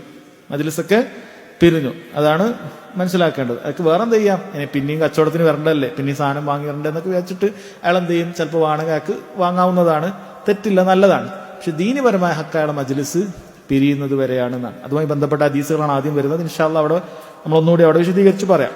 രണ്ടാമത്തത് ഖിയാറു ഷർത്ത് എന്ന് പറയും. പല ടൈപ്പ് ഖിയാറുണ്ട്. ഖിയാറു ഷർത്ത് എന്ന് പറയും. അത് നമ്മൾ വാങ്ങുമ്പോൾ തന്നെ എന്ത് ചെയ്യും, നമ്മൾ പ്രൊഡക്റ്റിന്റെ മേലുണ്ടാവും ഒരു 5 ഡേ റിട്ടേൺ പോളിസി എന്ന് പറഞ്ഞിട്ടുണ്ടാവും. അതാണ് ഖിയാറു ഷർത്ത്. 5 ദിവസത്തിൽ വരെ നമുക്ക് എന്തുണ്ട്, അത് തിരിച്ചു കൊടുക്കാനുള്ള അവകാശമുണ്ട്. അത് നമുക്ക് വേണ്ട എന്ന് പറഞ്ഞിട്ട് തിരിച്ചു കൊടുക്കാനുള്ള അവകാശമുണ്ട്. അവർ തിരിച്ചെടുക്കൽ നിബന്ധനയാണ്. കാരണം അവരങ്ങനെ ഒരു ഖിയാറു ഷർത്ത് വെച്ചിട്ടുണ്ട്. അത് വെച്ചതിനെ കൊണ്ടാണ് നമ്മൾ വാങ്ങിയത്. ഇത് വെച്ചത് കൊണ്ടാണ് നമ്മൾ വാങ്ങിയത് തന്നെ. 5 ദിവസം കൊണ്ട് നമുക്ക് എന്ത് ചെയ്യാം, അത് ശരിയില്ല എന്ന് മനസ്സിലായി, നമ്മൾ വിചാരിച്ച ക്വാളിറ്റിയും കാര്യങ്ങളൊന്നുമില്ല, നമുക്ക് തിരിച്ചു കൊടുക്കാൻ അവകാശമുണ്ട്. അങ്ങനെയുള്ള ഖിയാറുണ്ട്. അതിനാണ് ഖിയാറു ഷർത്ത് എന്ന് പറയുന്നത്. അത് അതിന്റെ ആ ഷർത്തിന്റെ ദിവസം അവസാനിച്ചാൽ അത് കഴിഞ്ഞു. പിന്നെ നമ്മൾ അടിയുണ്ടാക്കി പോരുത്, 6ാമത്തെ ദിവസമായി കഴിഞ്ഞാൽ കഴിഞ്ഞു. കാരണം ഒരു 5 ദിവസം വരെയാണ് അത് നോക്കാൻ നമുക്ക് എന്ത് ചെയ്തത്, അനുവാദം തന്നത്. മൂന്നാമത്തത് ഖിയാറുൽ ഐബ് എന്ന് പറയും. നമ്മൾ വാങ്ങിയ വസ്തു അതിന് കാര്യമായ കുറവ് അതിനുണ്ട്, അത് നമുക്ക് എന്ത് ചെയ്യാം, മടക്കി കൊടുക്കാം.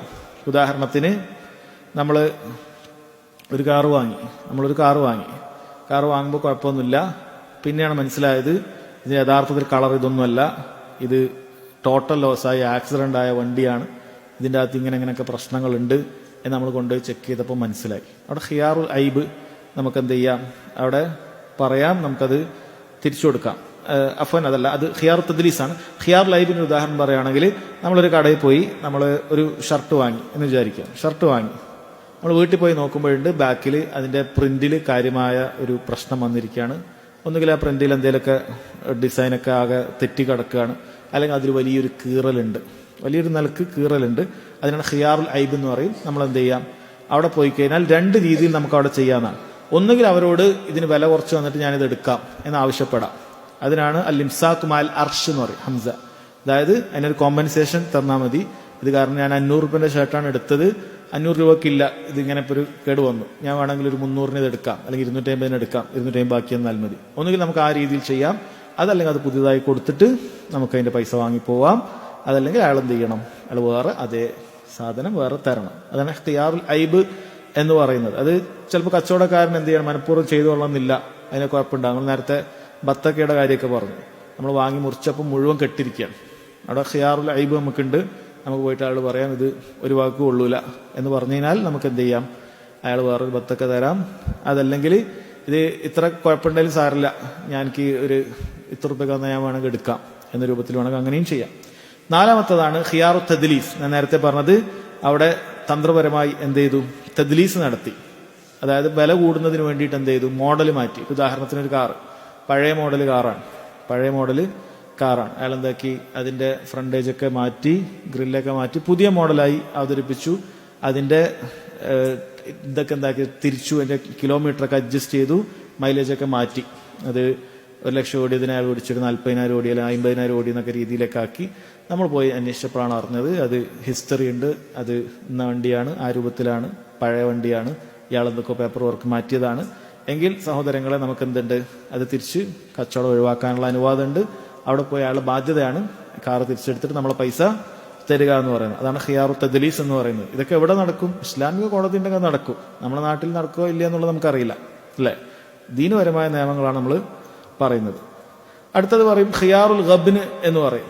ഖിയാറുൽ ഗബ്ൻ എന്ന് പറഞ്ഞു കഴിഞ്ഞാൽ നമ്മുടെ നാട്ടിലില്ലാത്തൊരു വിലയൊക്കെ ചിലപ്പോൾ ഒരു പുറത്തുനിന്ന് വന്ന ഒരാളാണ്. ഉദാഹരണത്തിന് അയാൾ ഈ നാട്ടിലല്ല, അപ്പൊ ഈ നാട്ടിലൊരു വസ്തു സാധാരണ 50 രൂപയ്ക്ക് വെക്കുന്ന വസ്തുവാണ്. അപ്പൊ ഇയാൾ ഒരു വിദേശിയാണ് എന്ന് കണ്ടു. ഉദാഹരണത്തിന് ഒരു ഫോറിനർ ഇവിടെ വന്നു വിചാരിക്കുക, അയാളെ പറ്റിച്ചിട്ട് 50 രൂപ സാധനത്തിന് 500 രൂപ എന്ന് പറഞ്ഞിട്ട് കച്ചവടാക്കി. നാട്ടിലില്ലാത്തൊരു വില, ഒരു പൂജ അത് കിട്ടും, പക്ഷെ വലിയ വിലക്കങ്ങ് ഇട്ടു. വേറെ ആൾ പറഞ്ഞത് 500 രൂപേന്റെ സാധനമുള്ളൂ എന്ന് പറഞ്ഞു കഴിഞ്ഞാൽ നമുക്ക് എന്ത് ചെയ്യാം, അതവിടെ ഈ പറയുന്ന പോലെ മജ്ലിസ് കഴിഞ്ഞാലും ശരി, തിരിച്ചു വീട്ടിലെത്തിയാലും ശരി, ഈ രൂപത്തിൽ വഞ്ചിക്കപ്പെട്ടിട്ടുണ്ടെങ്കിൽ എന്ത് ചെയ്യാം, അവിടെ പോയി നമുക്ക് തിരിച്ചു തരാനുള്ള അവകാശം സഹോദരങ്ങളെ ഉണ്ട്. അപ്പൊ ഇത്തരത്തിലുള്ള ഖിയാറുകളുണ്ട്. അതുപോലെ വേറൊന്നുണ്ട്, ഖിയാറുൽ ഇഖ്തിലാഫിൽ മബീഅൻ. അതായത് ഒരു വസ്തു നമ്മൾ ആദ്യം കണ്ടുവച്ചു, ഒരു കാറ് ഒരു ഹോൾ നമ്മൾ കണ്ടുവച്ചു. അപ്പൊ നമ്മൾ നോക്കുമ്പോൾ 1,00,000 ഓടിയിട്ടുണ്ട്, കച്ചവടക്കാക്കി, ഞാൻ അടുത്ത ആഴ്ച വന്നിട്ട് എടുക്കാമെന്ന് പറഞ്ഞു. അടുത്ത ആഴ്ച വന്ന് നോക്കുമ്പോൾ അത് 1,10,000 ആയിട്ട്. അത് ഇയാൾ ഒരാഴ്ച ഫുള്ള് ഒരു 10 ദിവസം ഒരേ ഓട്ടായിരുന്നു. ഇയാൾ അത് വെച്ചിട്ട് എല്ലാ സ്ഥലത്തും ഇയാൾക്ക് വേണ്ടിടത്തൊക്കെ നാഷണൽ ട്രിപ്പൊക്കെ അടിച്ച് കൊണ്ടുവന്നതിനാൽ നമ്മൾ നേരത്തെ കണ്ടുവച്ചതിലുള്ള മാറ്റമുണ്ടായി, അല്ലെങ്കിൽ അതിന്റെ വസ്ഫിൽ മാറ്റമുണ്ടായി. നേരത്തെ നമ്മൾ കാണിക്കുമ്പോൾ ഇങ്ങനെ കോലത്തിലായിരുന്നു. പിന്നെ നമ്മൾ കച്ചവടം ആയി കണ്ടപ്പോൾ തിരിച്ച് നമ്മൾ എടുക്കാൻ പോയപ്പോൾ അതിന്റെ രൂപമൊക്കെ മാറി. നമ്മൾ കാണിച്ച രൂപം എന്നല്ല, നമ്മൾ പറഞ്ഞാൽ ഇത് ഇങ്ങനെ ആയിരുന്നല്ലോ, അല്ല അത് അങ്ങനെയല്ല എന്ന് പറഞ്ഞാൽ നമുക്ക് എന്ത് ചെയ്യാം, അവിടെ കച്ചവടം ഫസ്ഖ് ചെയ്യാൻ, അവിടെ ഒഴിവാക്കാൻ അവകാശമുണ്ട് എന്നുള്ളതാണ്. ഇതൊക്കെ സഹോദരങ്ങളെ ഖിയാറുകളാണ്. ഈ ഖിയാറുകൾ ഇൻഷാ അല്ലാഹ് ഖിയാറുൽ മജ്ലിസുമായി ബന്ധപ്പെട്ട ഹദീസുകളാണ് അടുത്ത ദിവസം നമുക്ക് മനസ്സിലാക്കാനുള്ളത്.